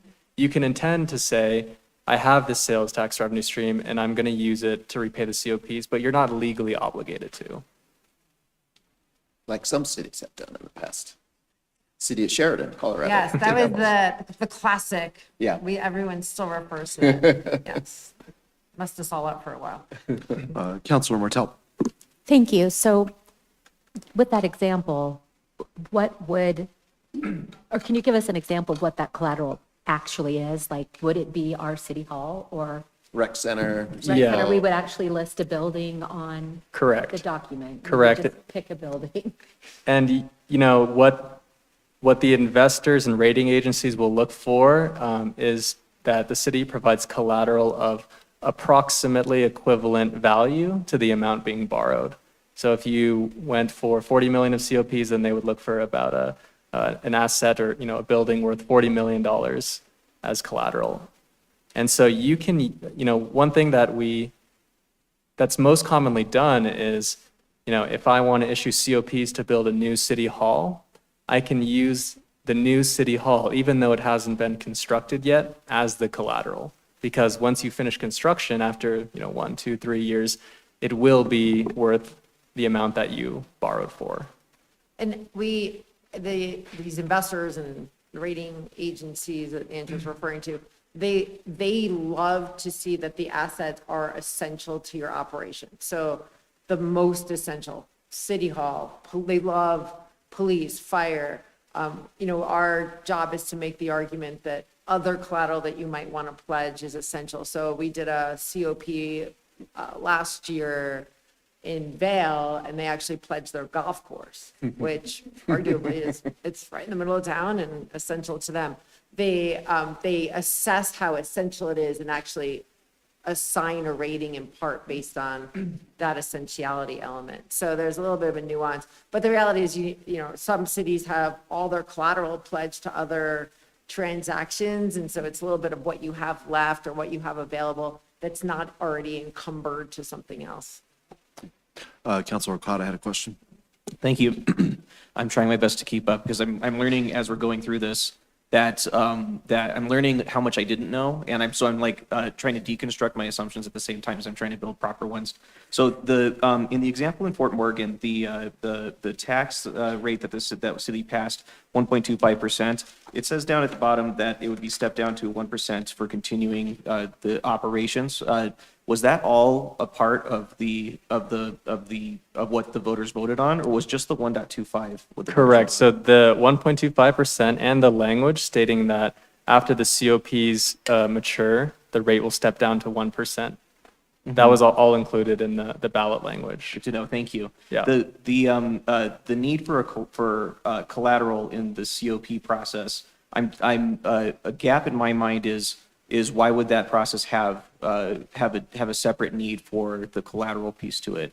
I don't know if this question's eloquent or not, but is there a reason why that process has that and the other processes do not? It seems like there's a trade-off that I'm missing. Yeah, so under the other bonds, the sales tax bonds, the general obligation bonds, for a lot of utilities in some cities that have enterprise funds, so like utility bonds, under your legal indenture or resolution, you're pledging revenue. You're pledging to investors that you're going to make these payments. If you don't make it, that's an event of default, and then all the things happen. Under a COP, because you legally actually don't have to make that next year's payment, investors they need something else. They need more than just a hope that you'll go back, and because these are essentially long-term obligations. So a lot of COPs are 30 years. We had that Vail example, that was a 40-year COP. There's a lot of council turnover and a lot of political will that's changing. And so they need to know that if in year 27, you don't make your payment, that there's another form of recourse because it's not technically an event of default, because you don't have to make that payment legally. So they want something else. They want something to basically force you to make that payment. But it's a balancing act, because if you force it too much, then it looks like a bond, and then our bond attorneys, then they have other troubles. But investors need to know that if you walk away, which you are legally obligated to do, and it's not triggering any default events, that they get some other form of recourse. So it's kind of like your house mortgage, right? I mean, if you don't pay it, they get your house back because they want some other form of certainty that they're going to somehow be made whole or close to whole. So it's sort of the same concept, whereas a bond is really just you're making the payments, and the assessment that an investor is making is on your financial viability. So how much revenue have you had in your general fund, or how much sales tax had you had coming in, and they make that assessment over what they think is going to be the life of the bond issue. And that is the exact trade-off that you were describing, that COPs don't require a bond election, which is fantastic for some communities. But the legal way to achieve that is to have a collateralized financing. That makes sense. Thank you both. That drove it home for me. Thank you. Councilor Martel. Thank you. And kind of leveraging what Councilmember Okada said, I'm learning this too as we go. Your examples And in your presentation, you talk about the COPs being 30-year, but then you mentioned that the one in Vail was 40. Is 30 the average, or So is that what's normal? yeah, 30 years is by far the most normal, most common, most popular for Colorado municipalities. And a lot of that comes from what your expectation for the useful life of the asset you're financing is. So you don't necessarily want to collateralize an asset with a 40-year financing when it's only going to have value for 20 or 30 years. So Vail, I would say, is really more of an anomaly in that we structured 40-year COPs because they needed that in order to accomplish the project. I would say 20 to Thank 30. you. 20 to 30? Yeah, it's kind of a sweet spot. City manager. Yeah, just real quick, we talk about COPs, you may think, oh, that's easy, we don't have to go to the vote, right? We can just put up the rec center's collateral. But just keep in mind, you still have to have a revenue source to pay the annual debt, right? If we can't fit it into our general fund budget, today's general fund revenues, we probably are gonna have to go to the vote to ask for more revenues. So it's not necessarily as easy as you think. We could maybe look at a small COP and maybe we could fit it into our current revenue sources. We'd have to analyze that. Yeah, and that's exactly why we see in these examples where the issuer or municipality is electing a new tax and intending to use that to repay the COPs, because similarly, they don't have capacity in their current general fund situation to just issue COPs without a new revenue stream.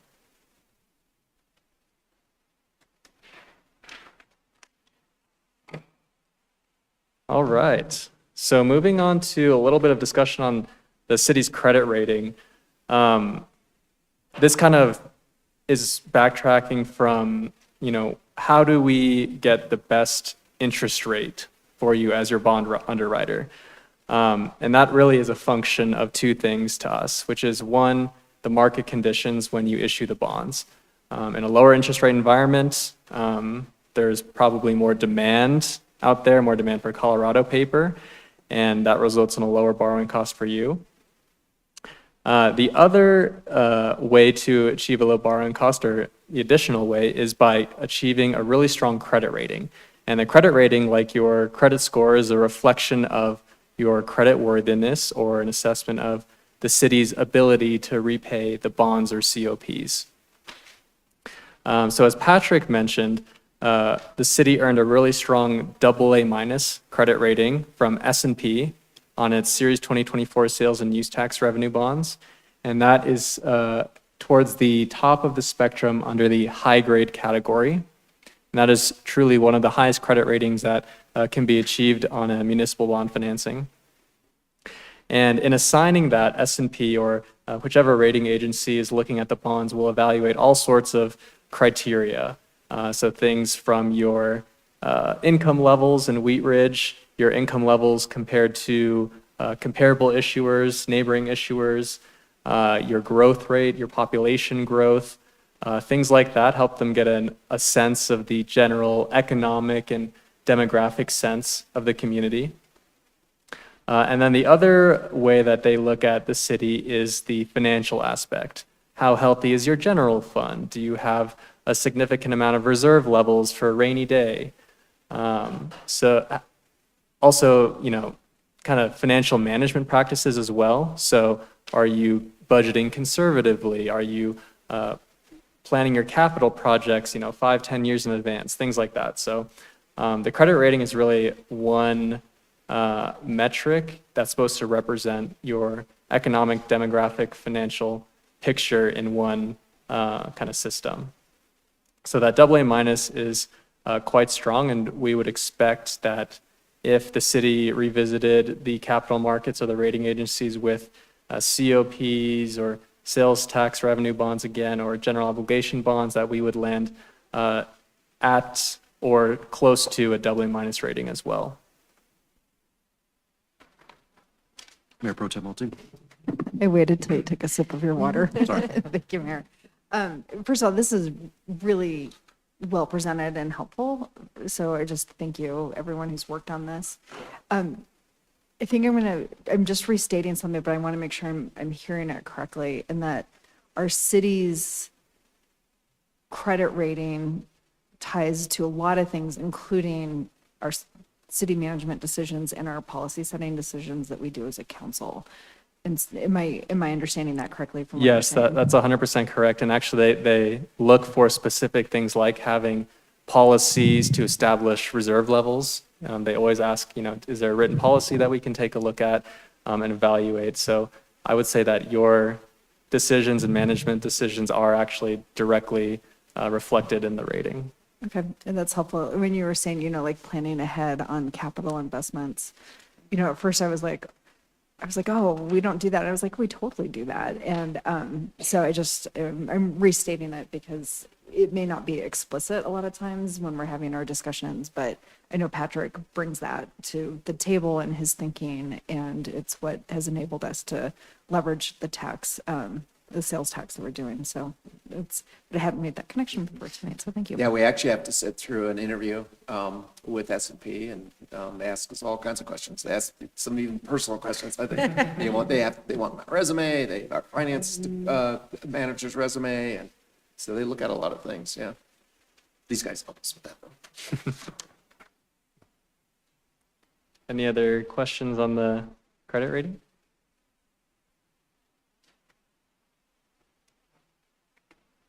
So that kind of wraps up our discussion on the different debt instruments available from a relatively high level, and our discussion about the credit rating and what goes into that assessment. So we're going to turn gears here to a little bit of a market update. So this is a snapshot of 30-year taxable, which is the blue line, and tax exempt, which is the orange line, interest rates going back over 10 years. And then the trend is that tax exempt interest rates, as they should, are lower than taxable interest rates for the majority of the time. And Wheat Ridge, as a public issuer, a municipality issues tax exempt debt and takes advantage of that difference between taxable and tax exempt interest rates. So adding a little bit of context, the URA issuance occurred in, I believe it was mid-2021, and that could not have been a better time to issue the debt because interest rates troughed from 2020 to 2022. Since 2022, we've had a significant number of Federal Reserve rate hikes through 2022 and then into 2023 as well. And we've stayed in about the same range of interest rates since mid-2023. The last issuance, Series 2024, which were those 2J sales and use tax revenue bonds, were issued in October of 2024, which I think reflects well on this graph, and it was a relatively good time to issue the bonds in the context of how rates have looked in the past 3 years. So going on to the next slide, a little bit about our expectation for interest rates going forward. So the market is currently pricing in 2 25 basis point or 0.25% rate cuts through the end of this calendar year. That's the expectation considering all the different political things going on. You know, President Trump wants a lower interest rate environment. There's a lot of geopolitical tension in the Middle East. There's a lot of domestic tension too. So with all those things considered, the market thinks it's most likely that there will be 2 25 basis point rate cuts, which is a good sign for us and a good sign for the city as well if that comes true. So specifically looking at the federal government, the Federal Reserve Chair, Jerome Powell, some of you might be familiar with, his term is ending in May. He was actually originally nominated by President Trump during his first term, but now he is not as well liked. So President Trump has another nominee in mind. His name is Kevin Warsh to be his successor. And it's expected based on Trump's narrative and him speaking to the press that he's going to want his nominee to really push for a lower interest rate environment. It's good for the economy. It's good for the federal government to push down interest rates, and it looks better for him. So That's what everyone is expecting to occur. Taking a more macro look at the economy as a whole, the expectation is, and I think has been for over a year now, that the economy is going to slow down. It's been a very slow slowdown, so we're still waiting for that to kind of ease in, but the expectation still is for the economy to slow down, for unemployment to rise, and when that occurs, we typically see interest rates for both tax-exempt and taxable bonds to go down. And that is because, when the economy is not doing well, the stock market's doing well, investors typically like to have their cash parked in safer investments like bonds or other fixed income. And I believe that is what we have prepared today for you all. So if there are any questions, we are happy to field those. Councilor Okada. Thank you. I took a quick peek at our charter to make sure that I'm understanding this, but I just want to erase any doubt in my head. In staff presentation, it mentioned the 3% of the actual valuation of taxable property as being our limit. COPs fall within that because of the bonds or other evidences of indebtedness, I think is the phrase.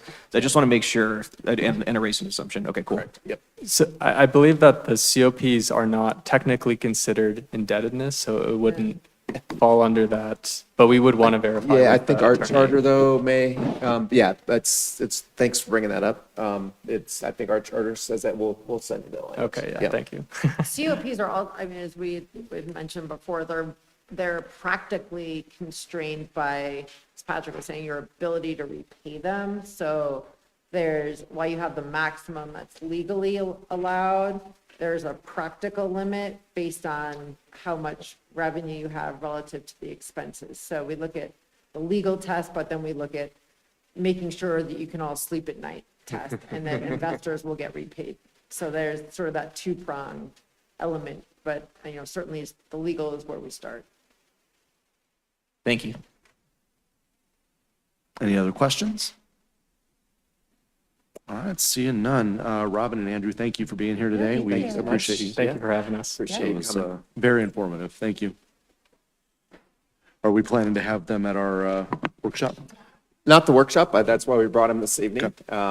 Andrew loves us. He made us come anyway, just to hang out. I don't know. Yeah. Or Nate may show. Yeah, Nate may. We'll give our best to Nate as well as you. Yeah. Thanks so much, guys.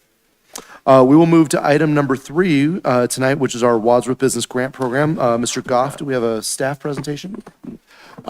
We received a request, consensus at the last week's council meeting, right? To bring forward a discussion to talk about potentially standing up a second round of Wadsworth Business Recovery Grant Program. And Councilmember Martell, I think, asked for that, so maybe we want to turn over to her to speak to this. Sounds good. Councilmember Martell, let's kick it over to you. Great, thank you very much.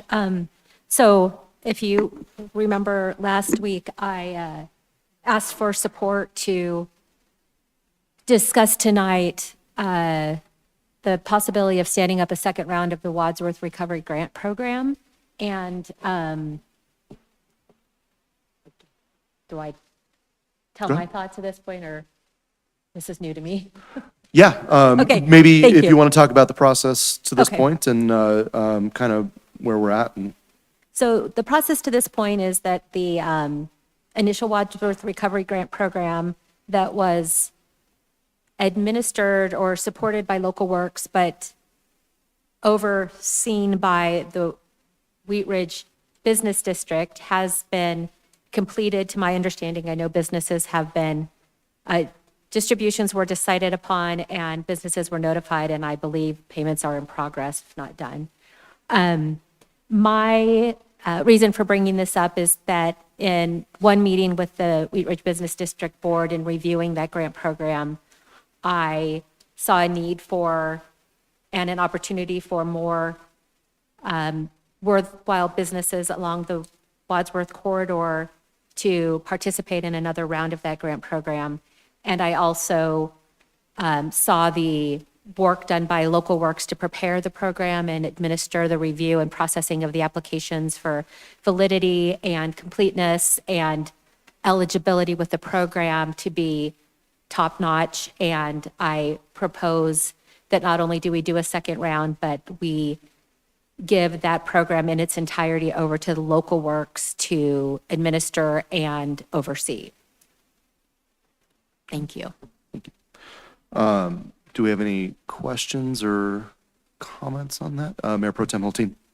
Yeah, thank you. And yeah, I appreciate this coming forward and understanding that the initial allotment of $75,000 did not meet the need that was expressed through the program, and that also recognizing several businesses may or may not have heard about it, or that there could be additional needs met through this. So the two things that I guess I just want to, one's a restating. So this would be taking an existing allotment that we already gave to the budget and would just be repurposing it from a general business grant fund to another earmarked portion that would be going to Wadsworth businesses.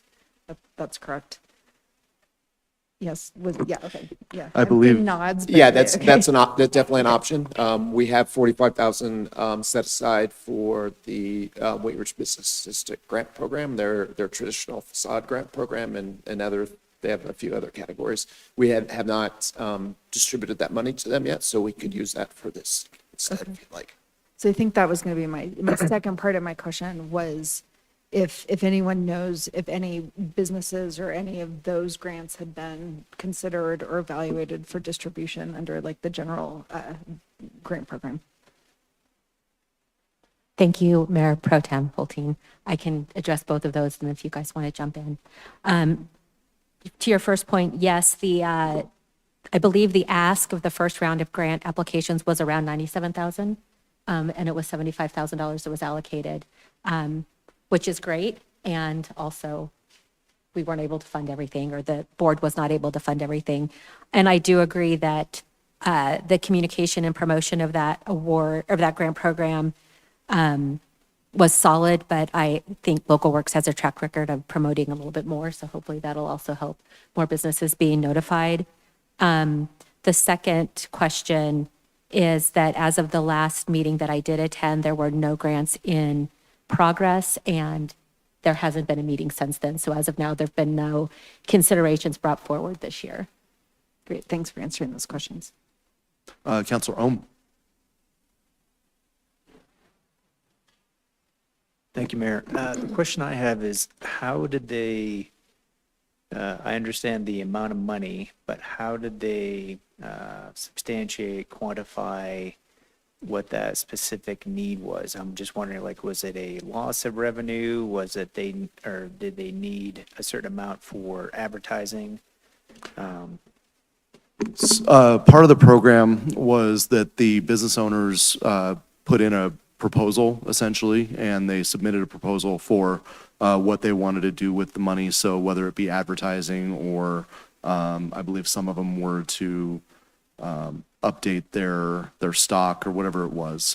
So it wasn't a loss of revenue. The idea of this program isn't to look backwards, it was to look forward and make sure that our businesses on Wadsworth now have a springboard to make sure that they're successful now that construction is over. So it's not necessarily to make up for the revenue that they lost, but to make sure that they move forward successfully. Councilor Martell, do you want to add on to that? Yeah, I can actually, thank you. I can read some of the criteria from the original program. The original eligibility criteria is as follows. Businesses must be located in a Wadsworth construction impact zone. And I believe that was defined as like 2.2 miles from Wadsworth on this side, on the east-west streets. But the criteria must demonstrate impact from construction, must be in good standing and have active business license in Wheat Ridge, and eligible expenses included strategic business consulting, coaching, SEO and digital marketing, improvements, social media strategy and advertising, updated signage or storefront, enhancements, equipment upgrades that increase efficiency, customer experience investments, interior layout, displays, et cetera, or other business development initiatives with measurable results. And I will say of the applications that I did review, there was definite degrees of businesses that really showed in their financials and in their narrative the impacts and their plans. And some had bids for the things they were looking for. Some businesses showed true impact but didn't have a very clear plan. And some had a lot of ideas and maybe could use more structure on what those plans were. But the criteria that was used definitely looked at 1 through 5 scale based on measurableness and impact from the project. Counselor Snell. Thank you, Mayor. And just to add to that, I also saw the applications, and the beauty of this program, I feel like, is that it relied on business owners who know their business better than anyone to really like substantiate the ask. And so other than those criteria, I think that, those criteria were part of that, but there were some applications that really sort of dialed in very much detail, why they needed it for all of those things. And like Councilmember Martell said, there to differing degrees, there were great answers, lots of data. And then there were some that were more like, we hope to do this. But I think that really what it does is continues to support the idea that those businesses the business owners know their business better than anyone, and that kind of gives them the freedom to say how they want to bounce back. So just to add to that, thank you. Thank you. Counselor Okada. Thank you, Mayor. Who designed the application criteria? Paige Piper and I put it together initially and then submitted to council and business district. Okay, gotcha. Thank you. Counselor Larson. Thank you, Mayor. And I guess my question is, for the second round, do we anticipate any changes to the criteria or any adjustments? And then part 2 would be, what are the plans for promoting this idea so we reach as wide an audience as we can? Thank you, Councilmember Larson. Those are great questions. And in reviewing the applications that I did, I felt like the criteria and purpose of the initial round were very clear, and the way it was designed had very specific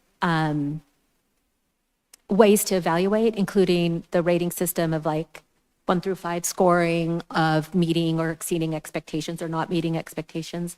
So I do not propose any changes to the criteria or structure of the plan, but I do think that's something we could discuss as council if we would want to, but I feel comfortable with the program the way it was written.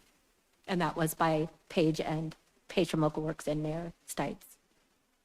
And then the second part of the question about promoting this, making sure as many people as possible hear about it. Thank you. I forgot about that part.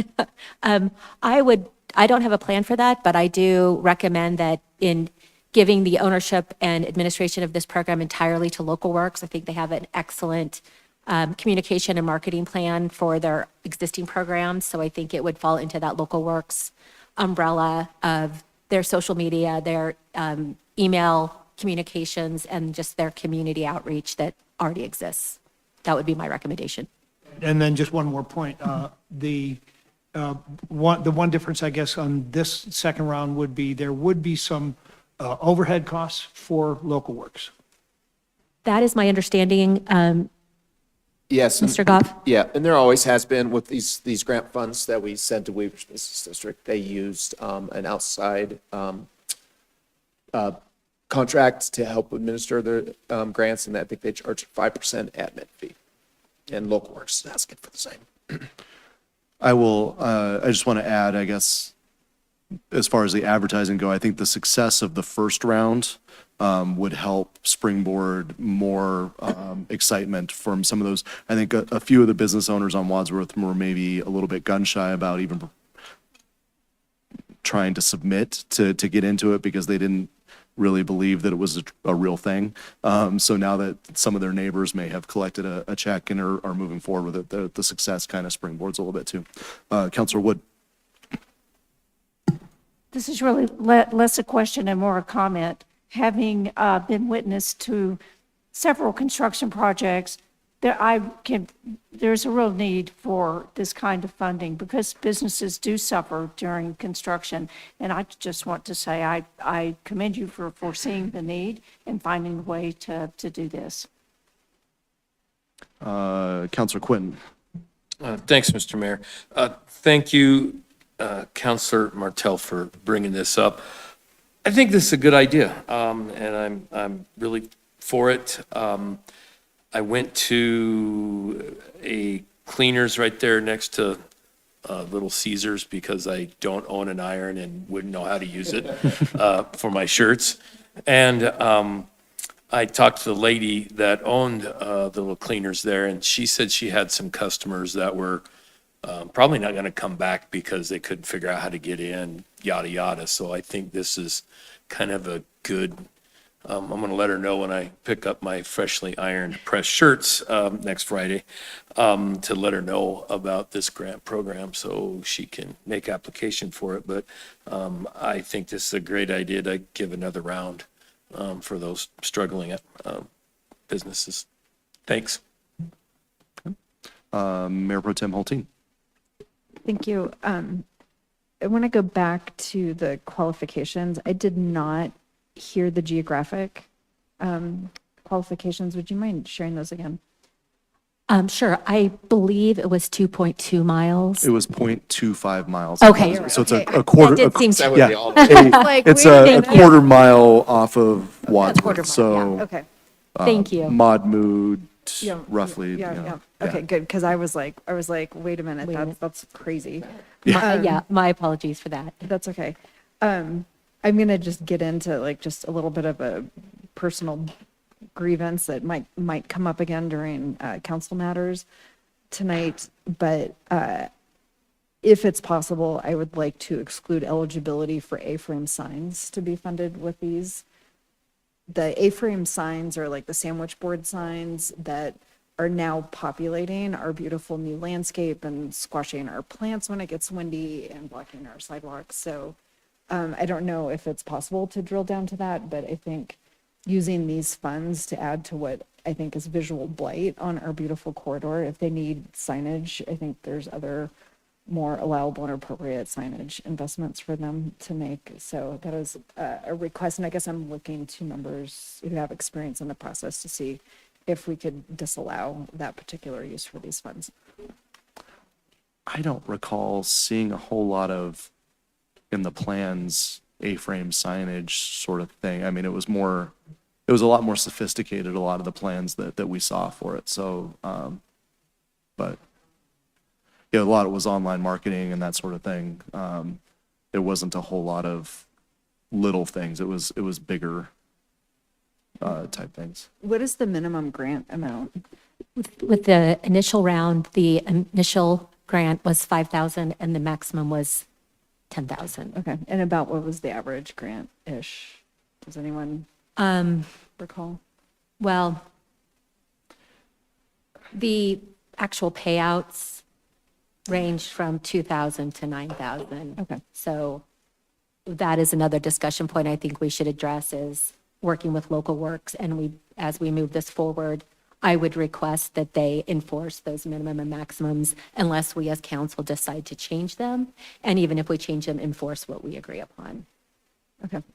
Well, I think it's a great program, and I've aired my personal grievance around the sandwich board signs. I think that they're really creating a blight.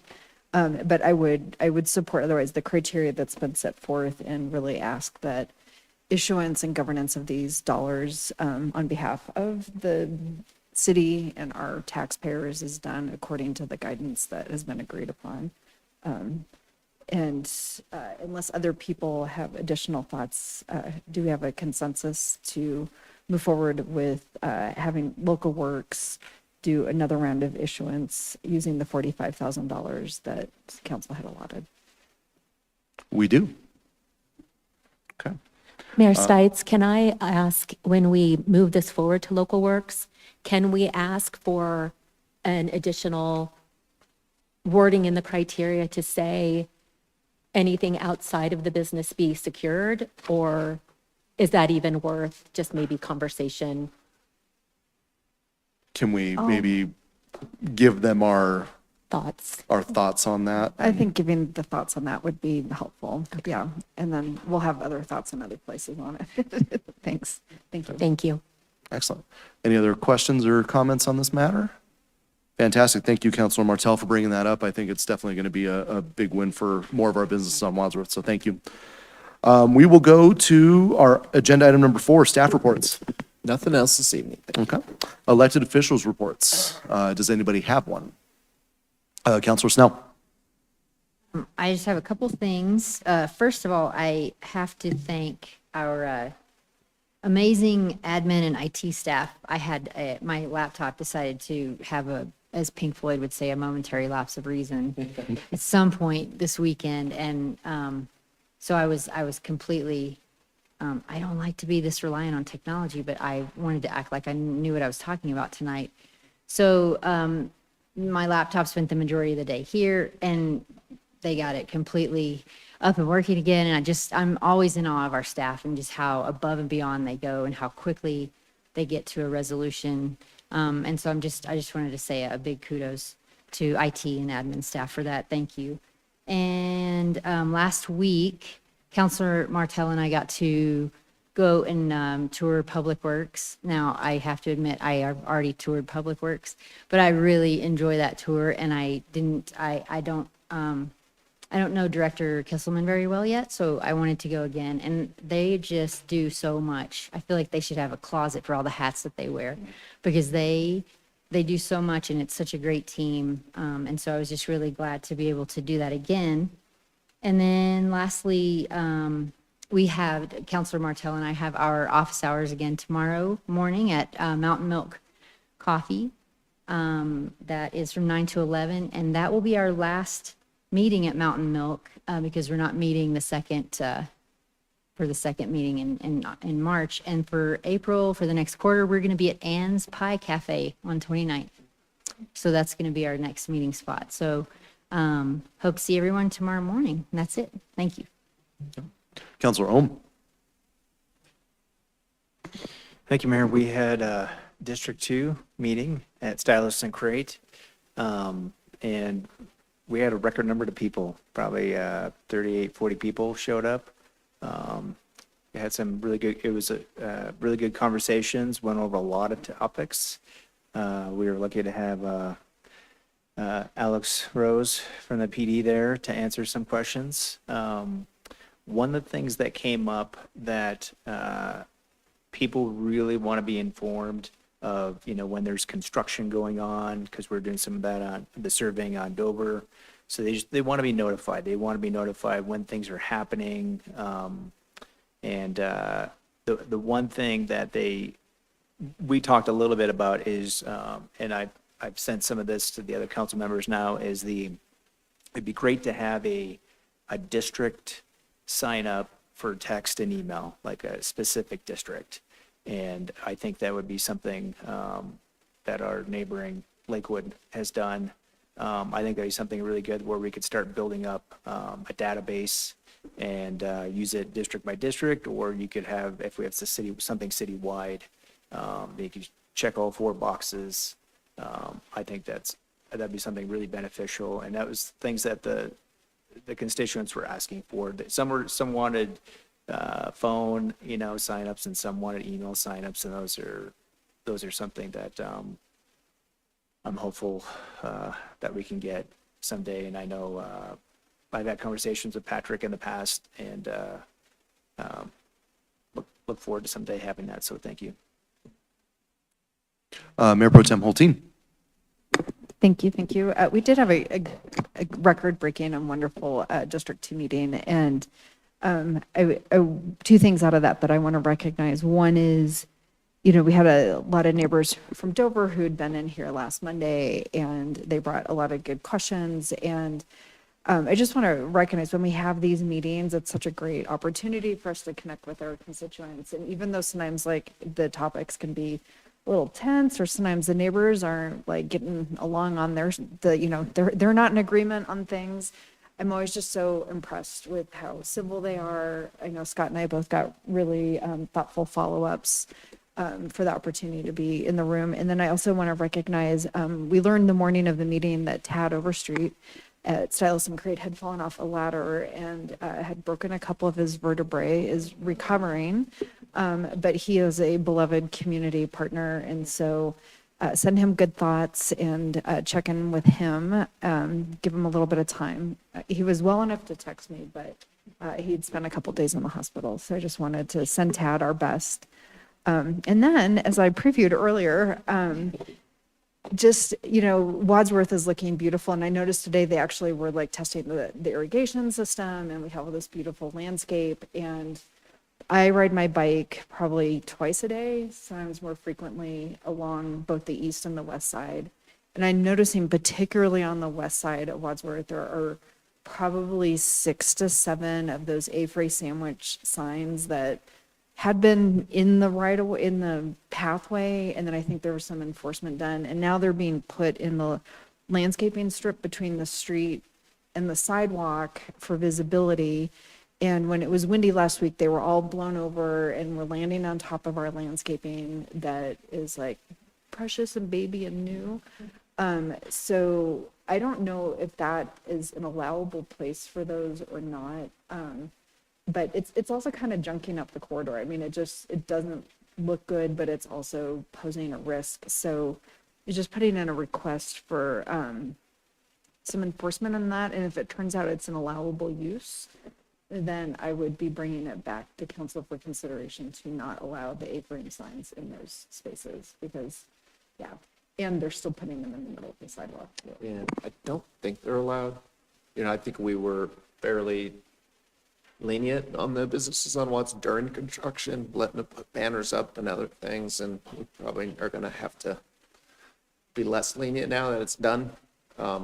So we'll look into it. Okay, yeah, I mean, I wanted to kind of express some of the same leniency, but now it's, creating like a visual deterrent, but also posing to do some damage to the thing. And those big flaggy things are also getting put in, and then they're falling into Wadsworth when I saw this weekend. So anyway, as someone who is in that environment a lot, some enforcement would be appreciated. And in particular, there's a tattoo parlor whose sign I have relocated no fewer than 20 times. So, all right, that's all I got. Thank you.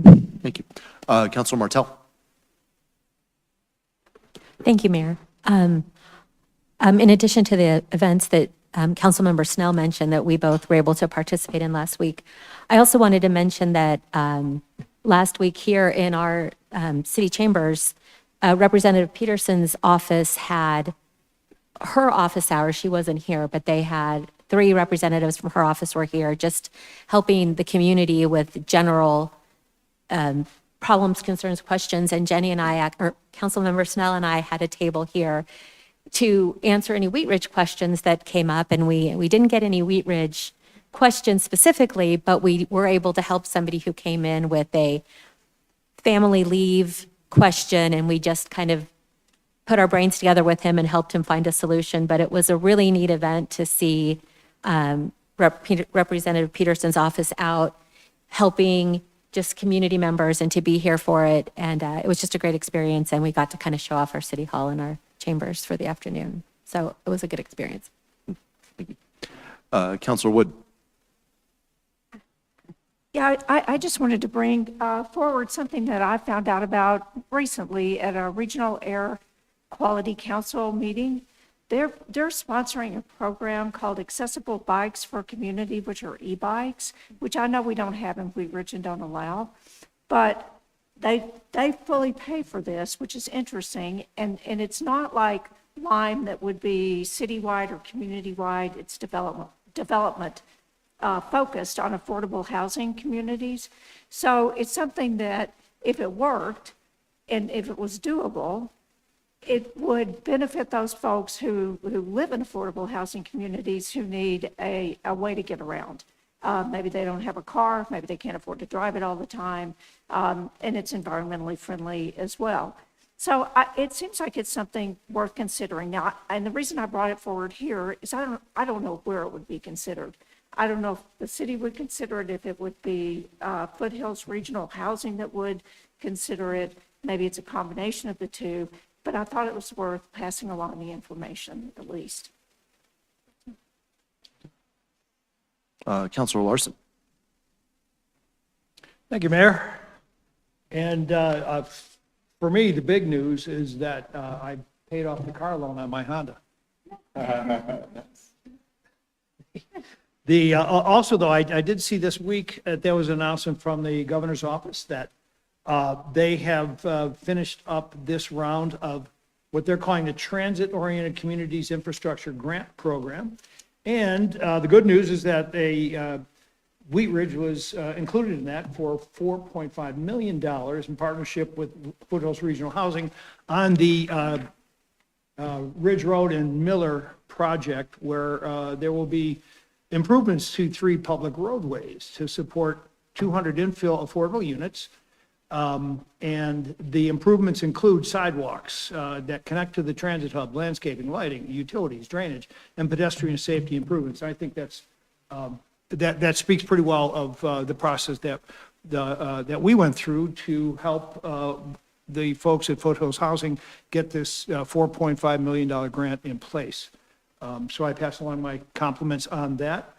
And then the other thing very quickly to note is that for those of us that drive older cars, if you get an emissions notice when it comes time to renew your license plate, that the fees at Air Care Colorado have gone up by $10. Is the first time or the second time in the 30 years that Air Care Colorado has been operating in Colorado.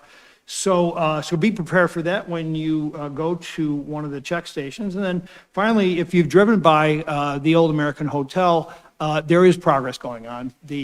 All of the interiors have been cleared out, all the materials, the asbestos, the stuff that needed to come out. So all that's left right now are the concrete walls. And I imagine it'll be fairly soon that the rest of that building comes down. And I don't think any of us are going to miss it that much. Thanks. I'm still waiting for my invitation to hit a button or something on that. I don't know when that's going to happen, but when it does, I'm going to be there. Anybody else? All right, seeing nobody else, we will be back here a week from tonight, March 9th. It sounds like we have a pretty full meeting. I believe we have 3 proclamations and a special study session. So get some rest and have a good meal before you guys get here. It is 8:47, and we will adjourn our study session.